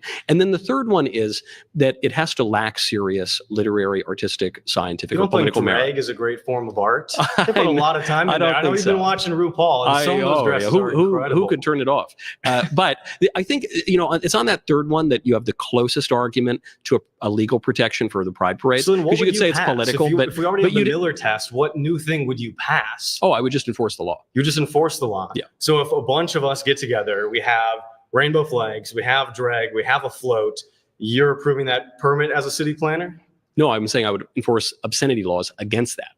But appealing primarily to the prurient interest, if we have a pride float and no nudity, no leather daddies that you're so into, would that be allowed? The Miller test isn't just about appealing to the prurient interest. But it's a necessary condition, right? It's a necessary condition along with... So then if it's necessary, then let's talk about that. Okay, Great. sure. Well, yeah, I think the pride parades, again, they don't appeal to my prurient interest, but they do appeal, I suspect, to the prurient interest of the people in the room. And they're obviously sexual in nature. That's the... Are they sexual in nature? I think so. What is pride? What does pride celebrate? What is pride? It's a celebration for many of people's marriages that you're saying are invalid. Which you're right. Well, Right. even if you want to pretend that can be marriage has at a very close part to the center of it, sex. It's sexual. And so you can't have then a public marriage in your wife at the Latin Mass? We don't. No, public marriages are very good, but Awesome. they. So he can have his public marriage that you said doesn't exist. Well, he can't be married because two men can't marry But each other. according But to that's who? a far Let's far back to afield. the main part here. According to What would be nature the and penalties logic. if I have a float, no nudity, we just have awesome pride flags? Okay. Is that being prosecuted? What else is occurring there? It's just people We're dancing to Lady Gaga, doing the splits, jumping up and down on the trampoline. Doing splits. Okay, now we're getting a little bit prurient. We are Father seriously. Ripper would be upset. Seriously. I mean, if you're so float with pride flags, Yeah, I don't know, no people nudity allowed. People are doing splits and twerking, and I don't know. No twerking, just splits. Only splits. Splits are a little Splits and mini suggestive. trampolines, is that Yeah. allowed? And the trampolines Answer are the definitely question, Mike. Are appealing you to the allowing prurient that? interest. I'm not. You're dodging the question. I'm not. If I dodging have the my question. pride I just told floats- you I would not permit that. You would not permit that. I wouldn't okay, permit so the what pride are we doing parades. about the Miller test? If we're talking about Because as long as everything we're all fully you've clothed, just it's not described, allowed. everything you've just described. Well, you can appeal to the prurient interest while still being fully clothed. It has never been prosecuted that way in precedent when we look at the courts. What are you talking about? So going back, I mean, obviously, obscenity law in America goes back to like the 17th century, and there are all sorts of cases, even going back to the Comstock laws, of material that didn't Are depict pride full flags nudity. banned? That's the real question. If I put a pride flag outside of my house, They should be banned certainly at government buildings, but I wouldn't come But to in your my house. house, and- I can have a pride flag I there. wouldn't take it down, but if I were in your HOA, I would ban it because it's a very nasty image, and kids shouldn't have It's to a see it. nasty image Yeah, of seeing some colors on a flag. You're that triggered about Well, no, things? it's What are not. you talking You know, about? a flag is a symbol, right? That symbolizes something else. You understand what a flag is. So what does it symbolize? It symbolizes symbol. LGBT identity, and I don't think that should be waved out in public. That shouldn't be waved out in public in any context. Yeah. So our float, we take pride flags off. We just say we're gay. It's awesome. Is that being allowed? I don't know. I think it's kind of weird to go out into the street and start Not is it preaching weird, about would you your make it sexual illegal? desires. Would you make it illegal? Well, I'm not. My argument isn't that I would change the law to make that illegal. My Would argument you is that enforce those. obscenity laws on me saying I'm gay and it's awesome on a street corner? Yeah, the way you're describing it seems kind of obscene. We're Yeah. going to criminally prosecute that? Yeah, you in particular, yes. Yes. As a prosecutor Knowles of the LA district. That's right. So we're saying. Right, pleasure. Of course. He know he wrong. That's why he was laughing, man. Wow, it's really. I hate to pick favorite. I know you're probably my favorite of the whole show. I'm so tempted, and then of course my fellow Catholic here. But I think actually I got to pick Greg. Greg, I felt you were really digging in a serious way. So Greg, you're up. Let's do it. My claim is access to gender affirming care for minors should be legal. Okay, why do you think that?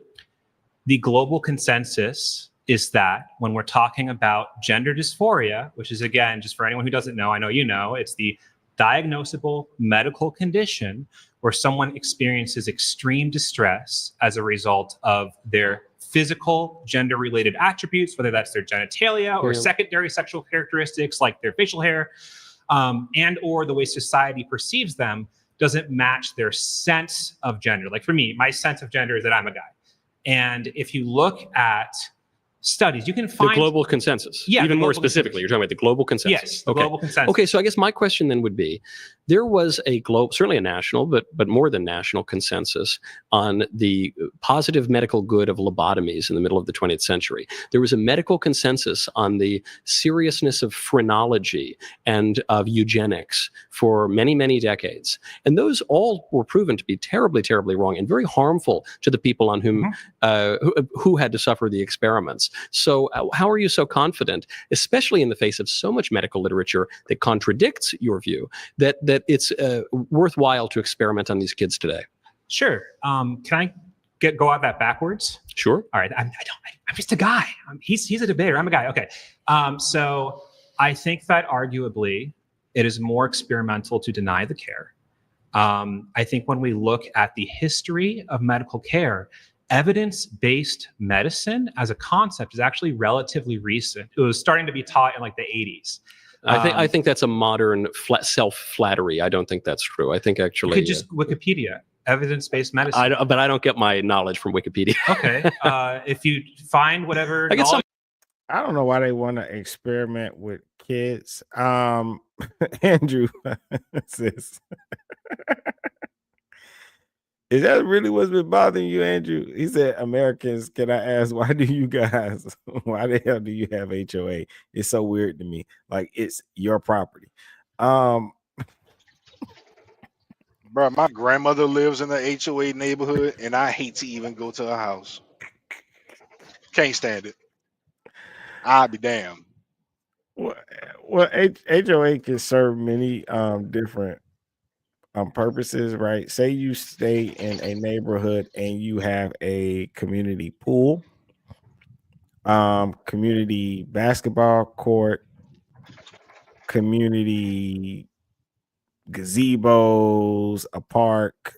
HOA fees would be used to maintaining those, what they say, amenities, the things that you enjoy in that neighborhood, and so some people have HOA when it comes to like lawn care service and things like that. And the more things that you have in the neighborhood, the more fancy it is. Usually it's the higher your HOA fees go.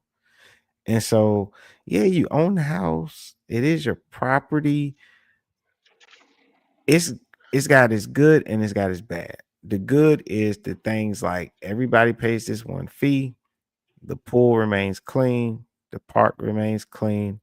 Got our own tennis court in the neighborhood, basketball court, whatever, soccer field, whatever it is, right? Somebody makes sure our neighborhood looks nice. It can be bad when it comes to you wanting to fix up your house and your home and you want to do your own thing. You got to go to them, get it approved, right? But it can also be a good thing because if you like the way your neighborhood looks, I don't think you want to come out your house and your neighbor painted their home lime green and green doo-doo color, right? And now you want to sell your house one day, but nobody wants to buy the house next to the lime green doo-doo color. So it helps and it doesn't help. It just depends, man. I think you got to decide for yourself, hey, what's the HOA fees? What do I get for these fees? And is it worth it to me? I pay HOA fees. It's not that expensive or anything at all. Some of them are monthly, some of them are yearly, but they come with good and bad. Sometimes they petty. My homeboy was standing in the neighborhood. He paid HOA fee. They cited him because his daughter parked the car in their yard and her tire, I kid you, her tire was literally that much on the grass. Literally that much on the grass. And when you that little bit on the grass, the driveway concrete sits up a little bit higher because of how they cut the grass. So technically the rubber still wasn't even touching the grass. Somebody must have been walking by and actually zoomed in and took a picture, put it on the neighborhood website. So y'all got Marilyn and Joe walking around with cameras taking pictures and rulers measuring grass length. That's when it gets ridiculous, when you in those type of neighborhoods and it's petty. But other than that, it's not a bad thing if you get these things like, hey, you stay in a neighborhood where you don't have to worry about having a pool in your backyard or something like that. You just walk your kids down there and have fun, and it's fine if they got a park and stuff like that, right? but it's those petty people that make it bad and stuff like that. And then I think, I don't know, I think they all have their own HOA. You just have, when you go there, you just got to find out what is the HOA, what the fees are for.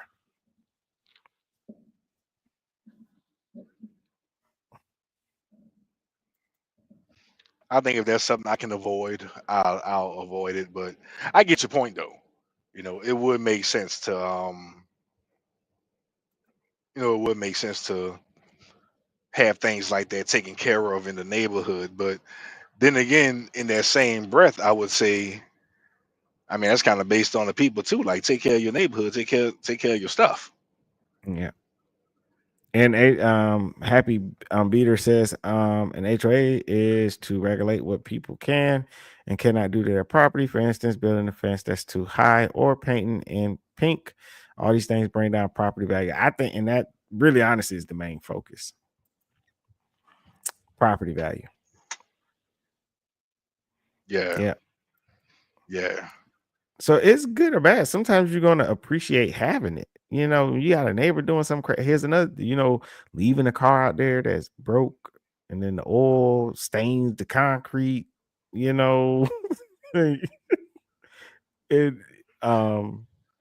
look kind of. I think it's really for new people. I think if you're around older people that's kind of always owned a home, they tend to upkeep their homes on their own. But for some of these younger people with their bright ideas moving into a neighborhood with them, they need a little bit of guidance.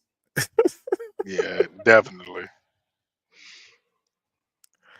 Man, Andrew said, I honestly wouldn't have a problem with someone painting their house any color.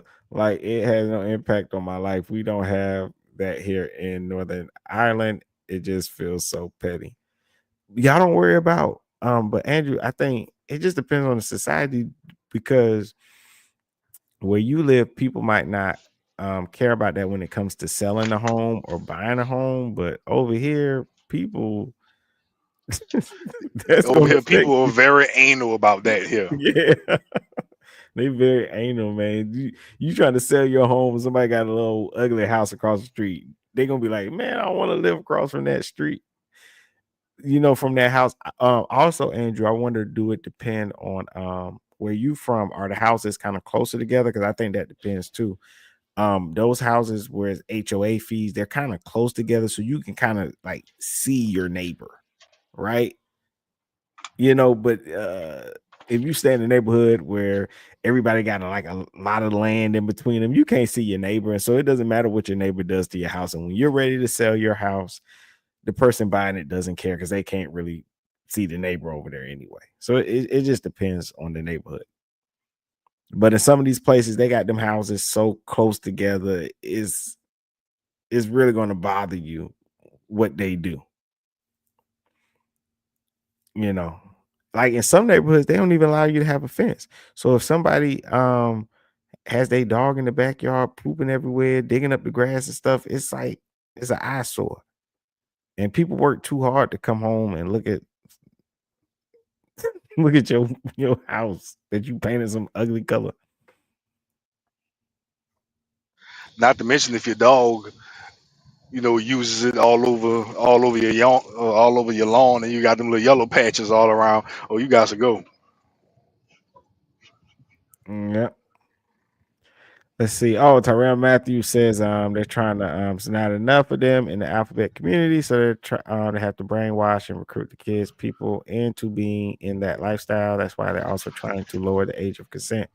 We did talk about that earlier when we were talking about the logic. If you think a kid can make the decision to permanently change their body, then that same kid could sign a contract, could get a credit card, could drink, buy a cigarette, buy a car.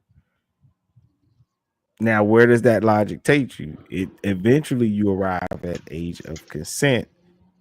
I don't like that logic, and that's why I would never start it. I think let kids be kids. No permanent changes, no tattoos, none of that. Yeah, that's kind of where my argument always lied with when it comes to that community. I mean, you can do what you want. Whatever you do in your personal life, it has zero effect on me none whatsoever. But the moment it starts being able to involve children, we got a problem, and I don't approve of it. Yeah. Shout out to Andrew though. You kind of been on the opposite side of the argument this whole time, man. But it's been very respectful and things like that. So I do appreciate you being here and contributing and supporting the conversation. James Merritt says HOA originally created for elderly people that cannot maintain their property. And he says now it's for a lot of things, especially bougie area. Yeah, I think so too. I think, and that's another thing too, Andrew. I think some of these neighborhoods create HOA fees to keep certain people out. That's what I honestly think. I can see that. It's kind of I like can see your argument with that. Yeah, it's kind of like if you go on a free dating site, you're gonna get whatever you deserve. You know what I mean? It's like hiring from a temp agency. They don't care. You know what I mean? They ain't permanent. But you get better results at a dating app that you pay for. Yeah, because they're actually putting their money where their want is. They're actually paying for the possibility of something lucrative coming out of it. Yep. As opposed to a free dating site, and here you meet up with this person, next thing you know, you're getting robbed. Yep. Because your hard work and everything goes into it's important to you. You're investing in it. Yeah. Yeah. Yeah. And see, Happy Beater says, where I live, you cannot have a boat sitting in your driveway. Oh yeah, I know about that one. And you cannot let your grass die. That one too. They be tripping. Oh my gosh, they be tripping. Oh yeah, that right there. That's common with HOAs across the country right there. That's common. You just can't have no boat sitting out in your driveway or nothing like that. God forbid your grass begin to die. Oh man, they liable to fine you every day. Every day your grass ain't green, you getting a fine. I know, man. You got to cut your grass. One time I got a letter. They was warning me. Thank goodness I had went to go buy a new lawnmower. Anyway, my lawnmower broke. I was trying to get it to fix because I can usually get it, going and stuff. And I just gave up and went and bought a new lawnmower. Then when I came home, I checked my lawnmower.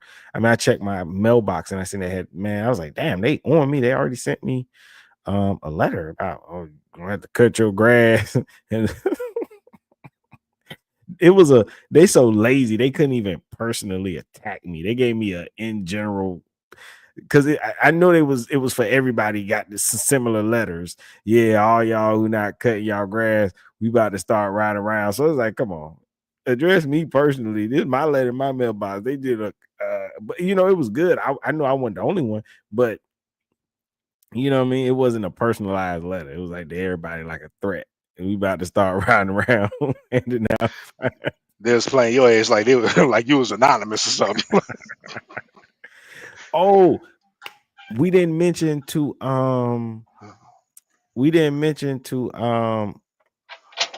Andrew, right? The part that I don't like about it is I don't think you should be able to put a lien on somebody's property and home because of HOA fees. Yeah, that's messed up right there. That's messed up.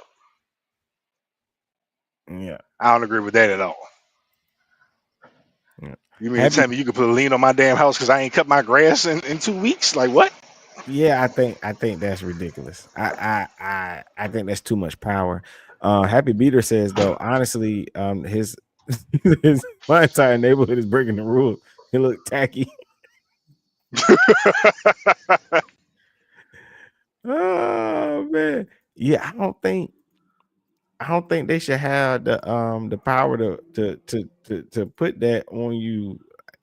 That to me, that's ridiculous. Now, because here's the thing, but I think they might make special occasions, special circumstances. Like if you say, "Hey, I'm gonna sell my house and I just give you the cut out of money I owe y'all." Maybe I don't know. I mean, if they actually decided to make that an option, but they too busy putting the lien on you on y'all. When I got my house, that was a conversation we had to have because they was trying to put that in there. Like the thing, I was like, wait a minute, what I got to do with the HOF somebody else owed. So they had to work that out, and have a conversation about that because they'll try to put that on the next person coming to buy that home. Oh, hell no. Yeah. I look at them people and laugh in their face. You must be out your mind. Yeah. Let's see. Oh, Andrew says, guys, look up child marriage in the U.S. You still have states that allow it with the parents' consent. They argue that because Mary was 12 to 14, they should be allowed to marry kids. It's so wrong. Oh, I didn't know that. That's What wild. is I didn't know that.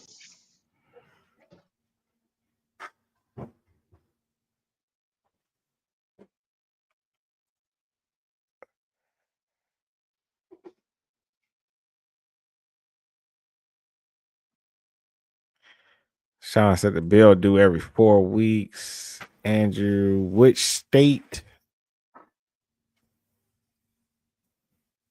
Oh, he said give him a minute to check.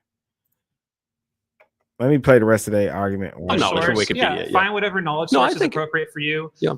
We had pretty good medicine in the 60s, even the 20s, and then even antiquity. The last thing about I watched. Have you seen Nosferatu, the movie?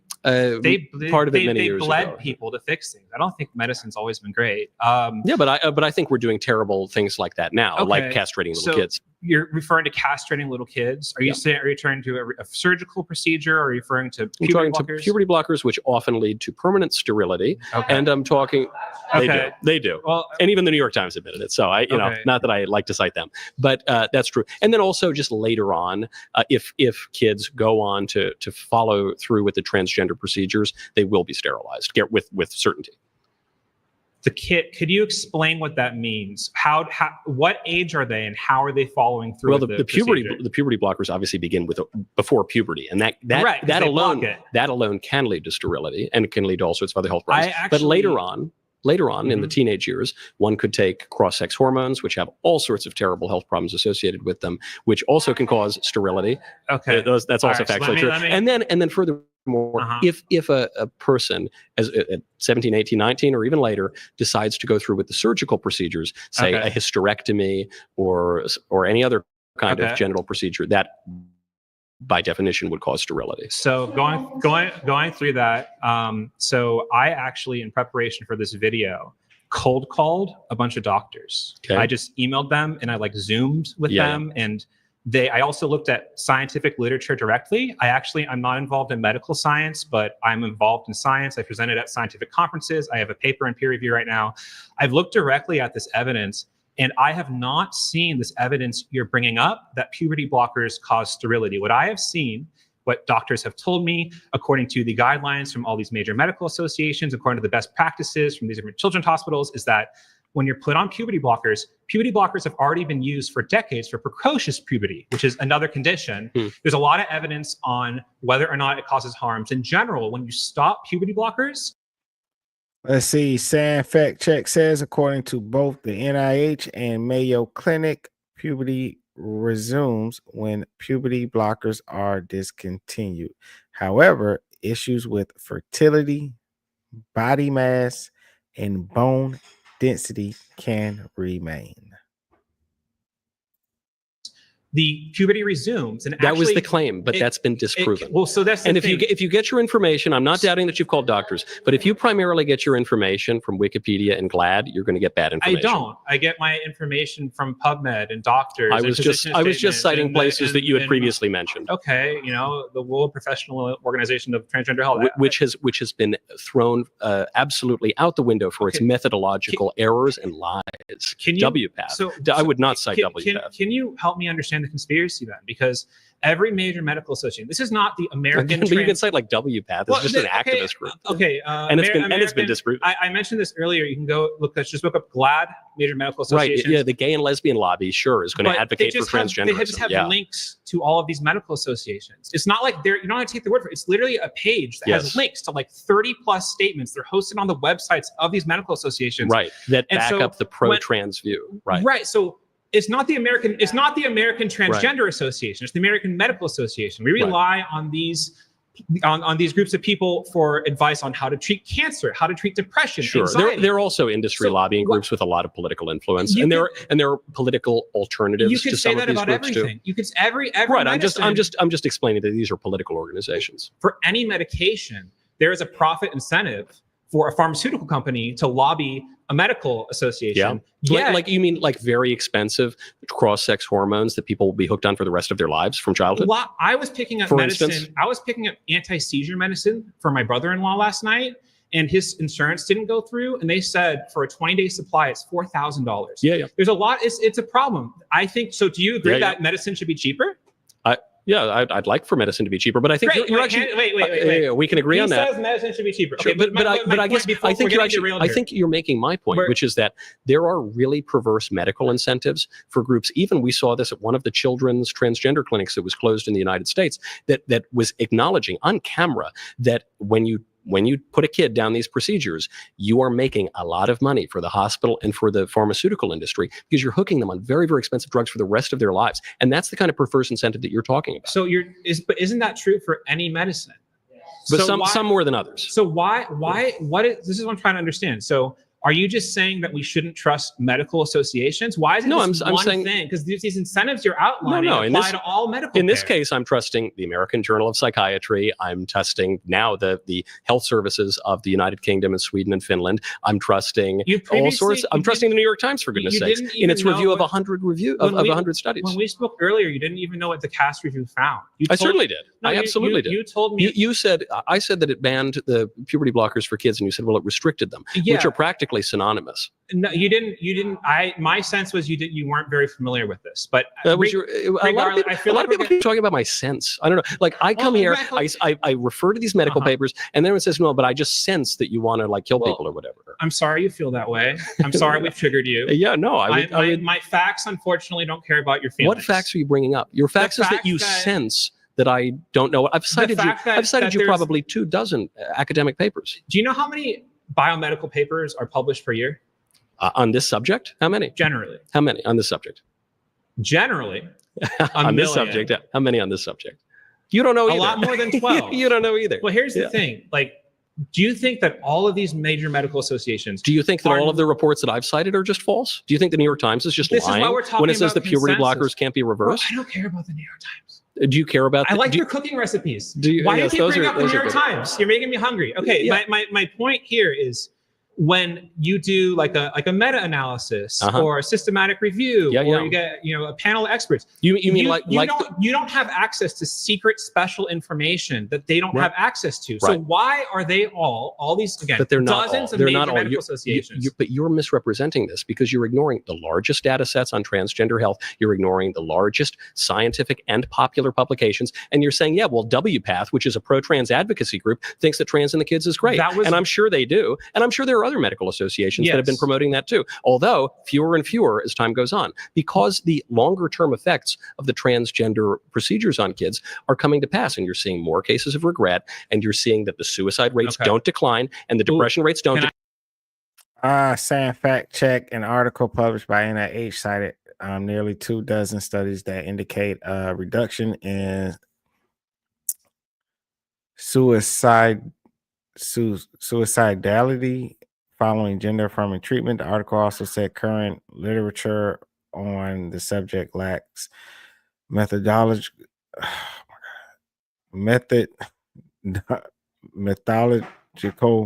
rigor, and more research is needed. I'm getting tired. Yeah, you're getting tired. Just don't let the English language throw a bolo at you. Can I jump in here? You said what? So you're getting tired. Just don't let the English language throw a bolo at you. Got a duck. I know, man. She sells seashells by the seashore. By the seashore, yes. She sells seashells by the seashore. Suicidality. Why was she down on Figueroa Street? If she sells seashells by the seashore. Well, Prince said the word for me, so I'm not going to repeat it. Okay, so I didn't just mention that one organization. I actually would love to clear that up for you about the suicide rates. Please do. First of all, I want to. Was it suicidality though? Yeah, that was right. Oh, okay. Disambiguate detransition and surgery regret. So detransition typically happens when people are not. It's not that they internally change. It's external pressures like social stigma or familial, being rejected by your family, lead people to walk back their transition. No, not the detransitioners I've talked to, and I've talked to a number of them. Well, that's why you can't just talk to people. That's why we have to do science and evidence, But right? you kept telling me to focus on anecdotes and I not never the said scientific that. studies. I don't think I ever said that. I think you're confusing me with another very handsome person here. It's my looks. Okay, so my point is thank you everyone. Okay, so detransition is what I just said. Yeah. Surgery, I don't think that's true though. I think that's just a thing you're saying. Thank you for stating for the record that you don't think it's true. Moving on. Surgery regret is typically, it's not when someone like regrets their identity. It's usually when there is something like cosmetic or functional about the result of the surgery. That's a cliffhanger to hang on. Part 2. Yeah. Yeah. All right. Nice to meet you. A pleasure. This format is great. I love this, and I'm just irritated that we didn't think of this first and do the show ourselves. So all right, we're done with that. Oh my gosh. That was great. And what were we talking about before? Andrew came back and says, so 14 states outright banned under 18 from marriage. 18 states have age at 17. 20 states have it at 16. One state is 15. At 16, one state is 15. The remains have no age for marriage consent. Man, that's crazy. You know, it's interesting. You remember like how everybody was mad at Bobby Womack, right? Because they were saying like he stole Sam Cooke's wife. Mm-hmm. But you know, at the time he was young and they married twice because the first time was not recognized because he needed consent from his parents. Oh, okay. And as a matter of fact, which was crazy, after Sam Cooke's death, after all that happened, Bob Womack was beat up really bad and placed in the hospital by Sam Cooke's brothers. But later on, they tried to paint the picture that he was disgusting because he ended up later on hooking up with his ex-wife's daughter. Well, he was like only 3-4 years older than her. Yeah. I didn't know that. Yeah.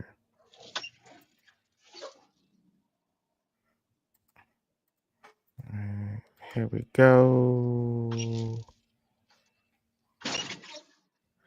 I don't know if this is any good.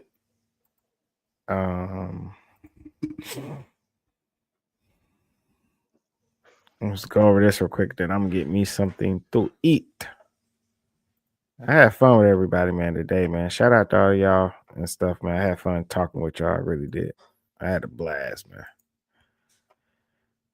Shout out Prince Petty. He had shared the he shared this video with me. We got another one that we got to do, man.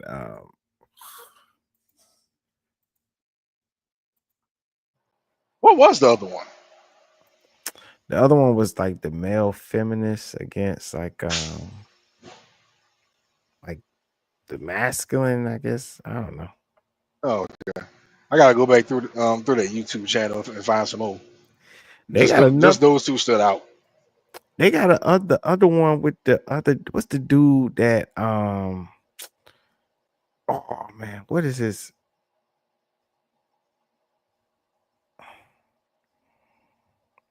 What's that dude name? Is it Matt Walsh? The other one they got. I think they got one with. You know, I think I did see Matt Walsh's face on one of the thumbnails for one of those videos. That might have been Matt Walsh. Well, Matt Walsh is ruthless. I'll watch any interview with him. That man is ruthless. He don't care what he said. Let me see. They got one. They did one for pro and anti deportation. Feminist versus man's rights. So, and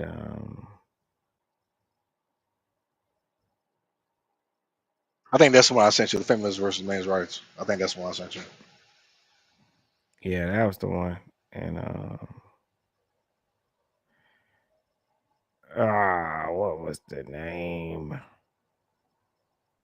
I saved it to a playlist. All right. Know that one. Jordan Peterson.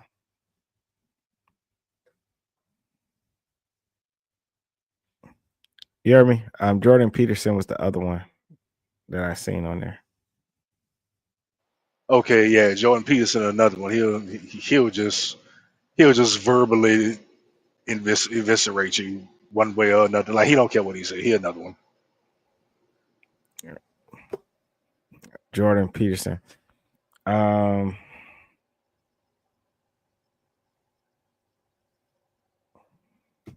It says here in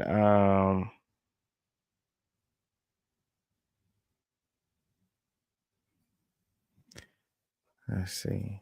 I don't know if this official good website, but it says yes, child marriage is legal in 38 states. Viral social media posts that claim child marriage is legal in 38 states are actually true. Most of those states only allow it in limited circumstances. Says on May 4th, 2024, a political activist claimed in a post on X that child marriage is currently legal in 38 states, and 20 states do not require any minimum age for marriage. The person made the claim after sharing a video of a New Hampshire state representative arguing against a bill that would ban child marriage in the state. Viral TikTok from April made a similar claim. In it, the creator says it is 100% legal for children to be married to adults in 38 states. And it says the question is child marriage legal in 38 states? Sources: Unchained at Last, a nonprofit directed to ending child marriage in the U.S. They got other links here. I don't know. That's what they say. Oh, let's see what we found. I guess it's if people want to dive more into all that.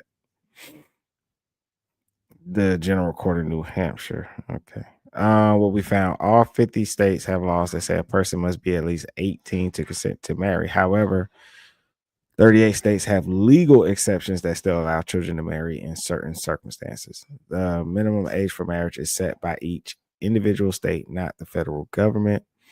These legal exceptions often require the consent of one or more parents and or a judge. The exceptions may be for marriages between two minors, when one party is pregnant or has given birth, or when the child is an emancipated minor, according to an article from the Most Policy Initiative, a Missouri-based nonprofit corporation that provides science policy research to policymakers. Since 2018, 12 states have passed laws that eliminate all exceptions that made it legal for a child to marry, according to Unchained at Last, as that was mentioned before. A nonprofit dedicated to ending child marriage in the United States.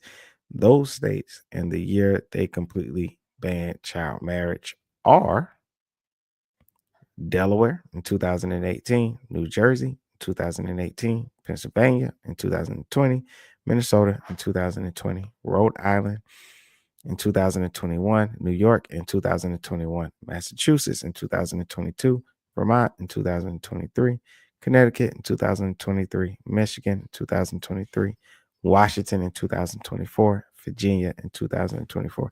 So they've been working. Virginia is the most state to completely ban child marriage, doing so on April 9th, 2024. I don't know why I just kind of knew Alabama or Mississippi wasn't going to be on that list. I don't know how I knew that. They still screwing their cousins. I mean, of course they probably still want to marry kids.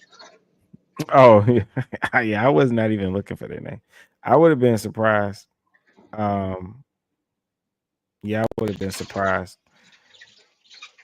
had those names been on there. You know damn well Mississippi probably be last. The last. They probably ain't gonna ban child marriage till like 2082 or something. But you know, that's how a lot of them the churches, Latter-day Saint LDS's churches, they was doing those things where they was marrying those young girls to those grown men.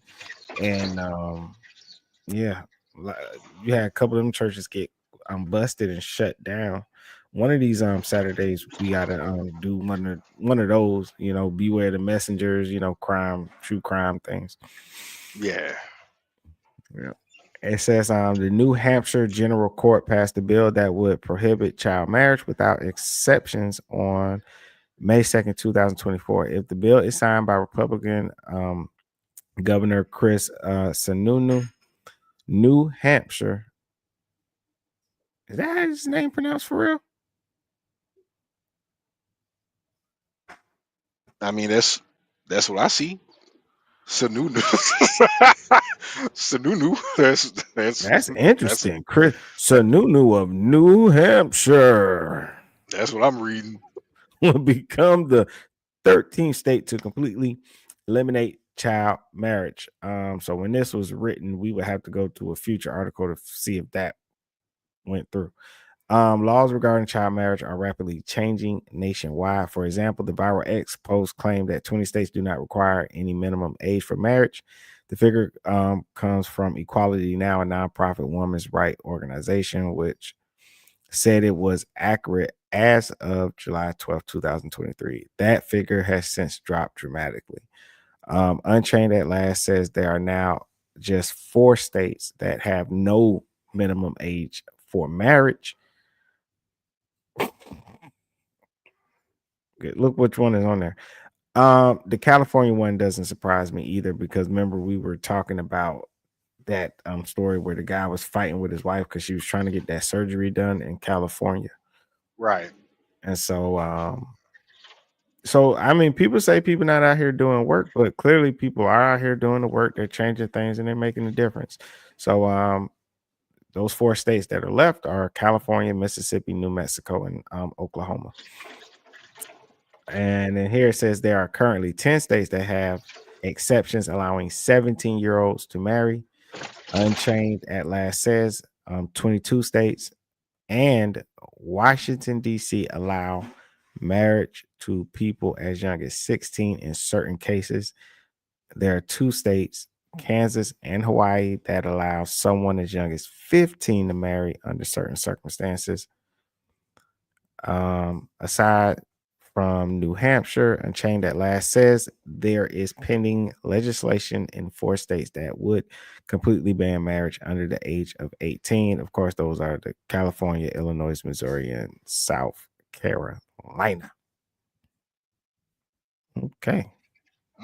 Glad they got all these people out here actually doing the work. That's what's up. I didn't know there were organizations for that. Oh yeah. You know, that's the good thing about these conversations, since they bring up stuff that you might not have thought to done, or things you might not have thought other people were doing and stuff. So that's the good thing about the conversations, especially when people don't get emotional and they actually have the conversation. So let's see, man. Boom, boom, boom. Oh, I'm trying.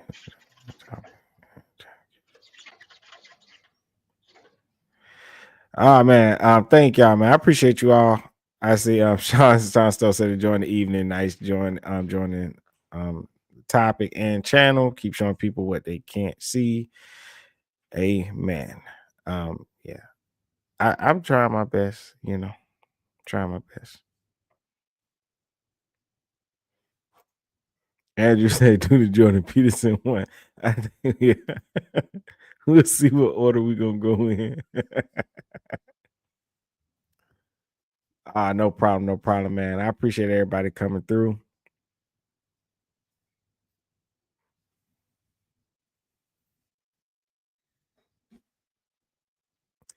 Matthew says if the girl is able to get pregnant and is in a consensual relationship and desires to be married, they should be allowed to do so with the parent or judge consent, though never under the age of 12.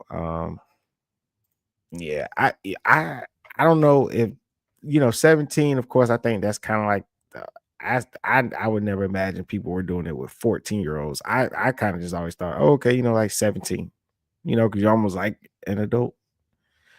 I don't know if I could go below. Have you ever talked to like a 15-year-old, your cousin? I don't think they know anything about marriage or family. Not this day and age. Yeah, I don't think they know too much. My daughter is one of my daughters is 13, and she's as tall and as big as, like, if you was to look at her, you would think she's an adult. But the moment she opened her mouth, it's just nothing but childish nonsense. Yeah, man. Yeah, that was that like a six, maybe 16, 17 in certain situations. Even 16, no. Look, even 17. Now that I think about it, I just Yeah, I don't think they should get married. Yeah, you Not still for having at that not age, even you're for still having a hard time picking out a box of cereal at the store. So I yeah, don't know if you want to pick out. I don't know if you want to get married now. yeah. I still don't think they should get married at all.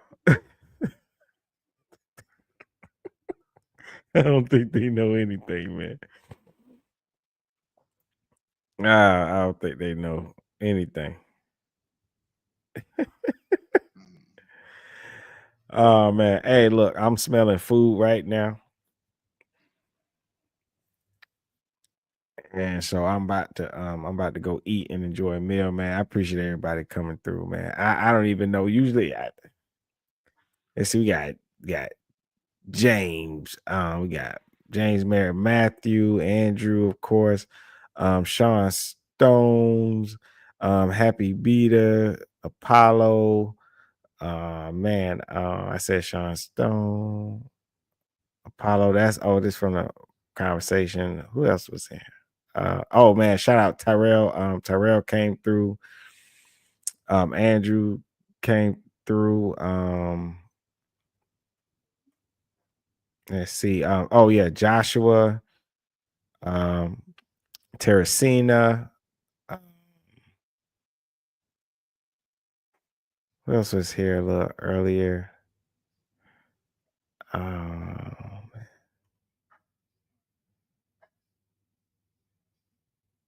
Yeah, Sean Stone. Oh, fuck it, man. We had somebody here, my pubes, that was here too. Yo, man, like people be getting me. I don't be thinking. I just call out their name. Yeah, I saw that one. Yeah. I saw that one. Yo, gut bomb. That's interesting. Shout out gut bomb came through. Who else? Oh, don't at me. Caleb. Yeah, of course, Caleb. Did I say James? Yeah, I think I said James. James Merritt. Let's see. There was somebody else. I know they was dropping a bunch of jokes.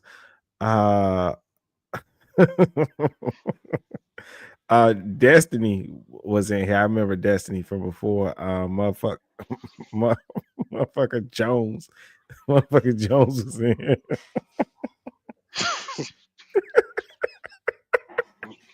People have clever way to spell cussing words. That's simple, and and I enjoy it. I'm laughing, y'all, because I'm reading these comments. They're just not popping up. The debate was amazing. We got CKILR was in here. I try to call people names to show love. Oh yeah, Hector was in here. I remember a lot of people. KR was here.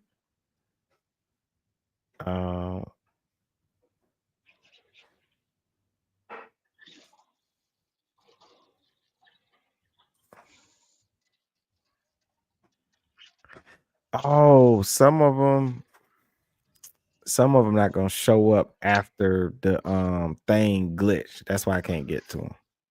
Oh yeah, it resets. Yeah, dang. Who was it? What was his name? Panera or something like that. He was dropping a bunch of jokes in the damn chat. I can't remember, man. But either way, man, peace and love to everyone. I enjoyed the conversation. I appreciate the support and just having a conversation. And us sitting in here watching these videos, having fun together, the jokes, the serious conversations, the different ideas. New Hampshire is considering a law that would outlaw child marriage. A political activist shared a video of a lawmaker arguing against the bill and claims in a post with nearly 100,000 views that child marriage is legal in 38 states. But is that true? Let's verify. Our sources are state laws. Oh, that was me.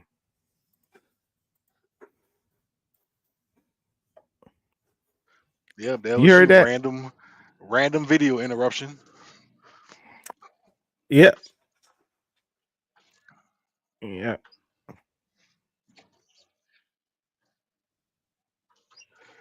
Oh yeah, Matthew says I think 12 is too young, but Bible says 12 years of age is accountable, and our children are way too immature nowadays. But that's our parenting and not having to grow up. But there are 30-year-old child. I think we far past from. I can't even imagine a mature 12-year-old. I think that's how far removed we are. Imagine your 12-year-old getting married and then divorced within a week because their tablet got broke. Exactly. Andrew says Matthew just no child should be able to marry an adult. That is child abuse. You're still in that child's life. James said, be good, y'all, man. Yep. Appreciate it. So I would definitely see y'all next time. Try to come on Saturday. Saturdays usually when we be on here, honestly. Yeah, we try to do these things weekly, but sometimes the schedule don't work out. Yeah, but if you are subscribed, I'm going to warn you, you're going to get some pre-recording lives from conversations that we have on Clubhouse. A lot of times, sometimes you're going to hear me talking, but sometimes I kind of facilitate the conversation and there'll be other people talking, but it's just audio conversations from Clubhouse on different topics. If you like to listen to things like that, some people are into the podcast, audio only. I'm into it because I like to hear people talk, and when they say things I don't agree with, I kind of argue with myself. And so when I'm bored, it's the debating with the person who cannot hear me that is how I stay focused or distracted, like when I'm working out or something like that. So yeah, I know what you mean. Yeah. Andrew says shout out. We check you out next Saturday because this has been a good experience. Man, thank you so much for that. Thank you all. Truly appreciate it. I enjoyed the conversation. Let's see. Prince, Thank y'all for pulling up and making it a good experience. Truthfully. Oh yeah, definitely. Oh man. Yeah, this was fun. Prince, did you want to take us out? Yeah, thank all y'all for coming through, bro.